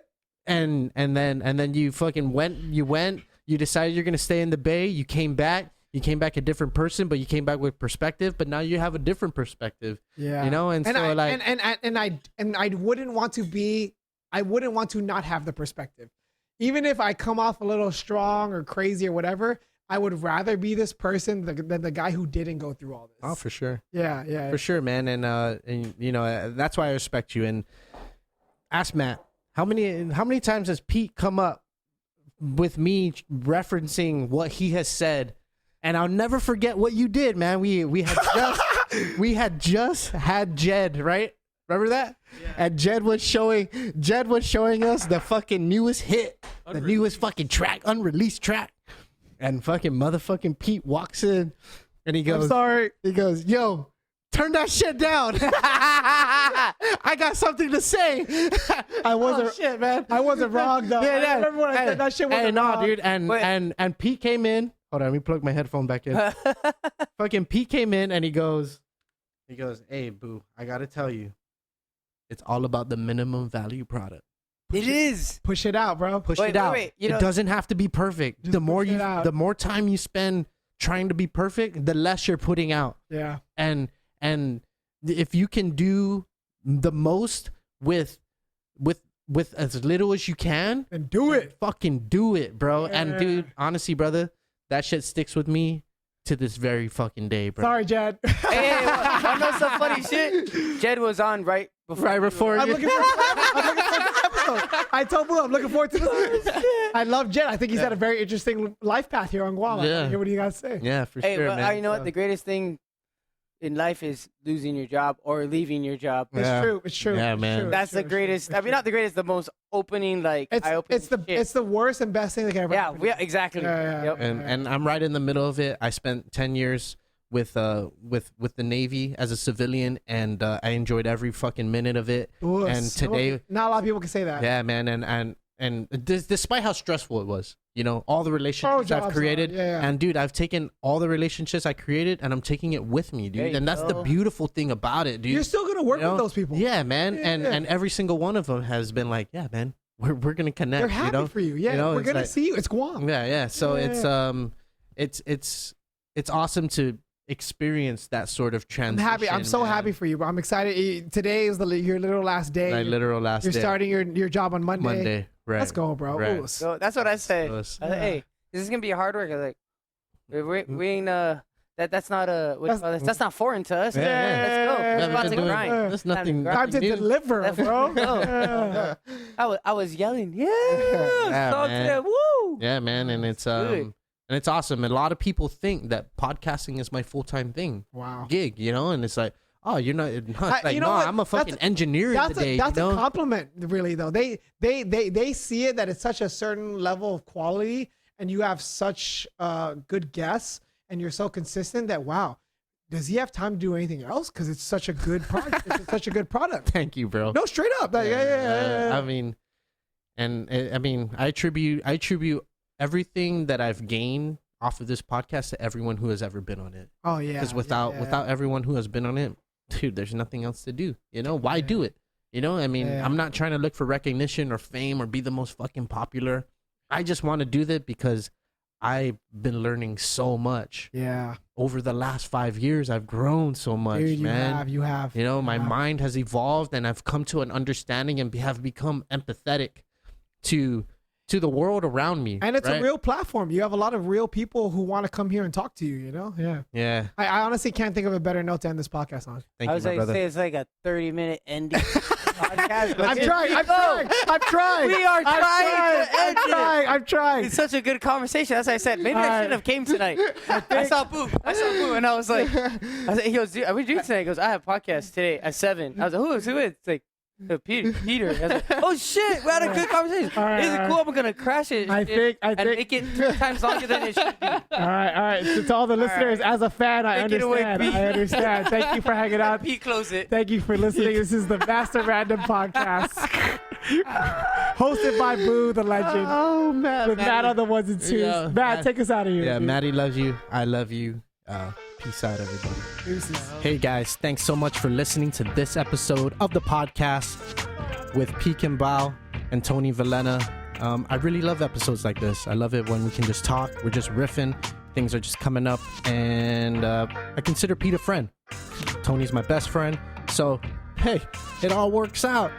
And we can agree to disagree on a lot of things, some things, but we can still have conversation and keep being friends after. That's what matters the most. So I hope you enjoyed this. I look forward to having Pete on as always. And support the podcast wherever you can. Spotify, YouTube, Apple Podcasts, Google Podcasts, all the major podcast outlets. Go and listen to the podcast. Rate and review it. And other than that, that's it. That's all I got. Take care of each other. Be nice to each other. And I'll see you later.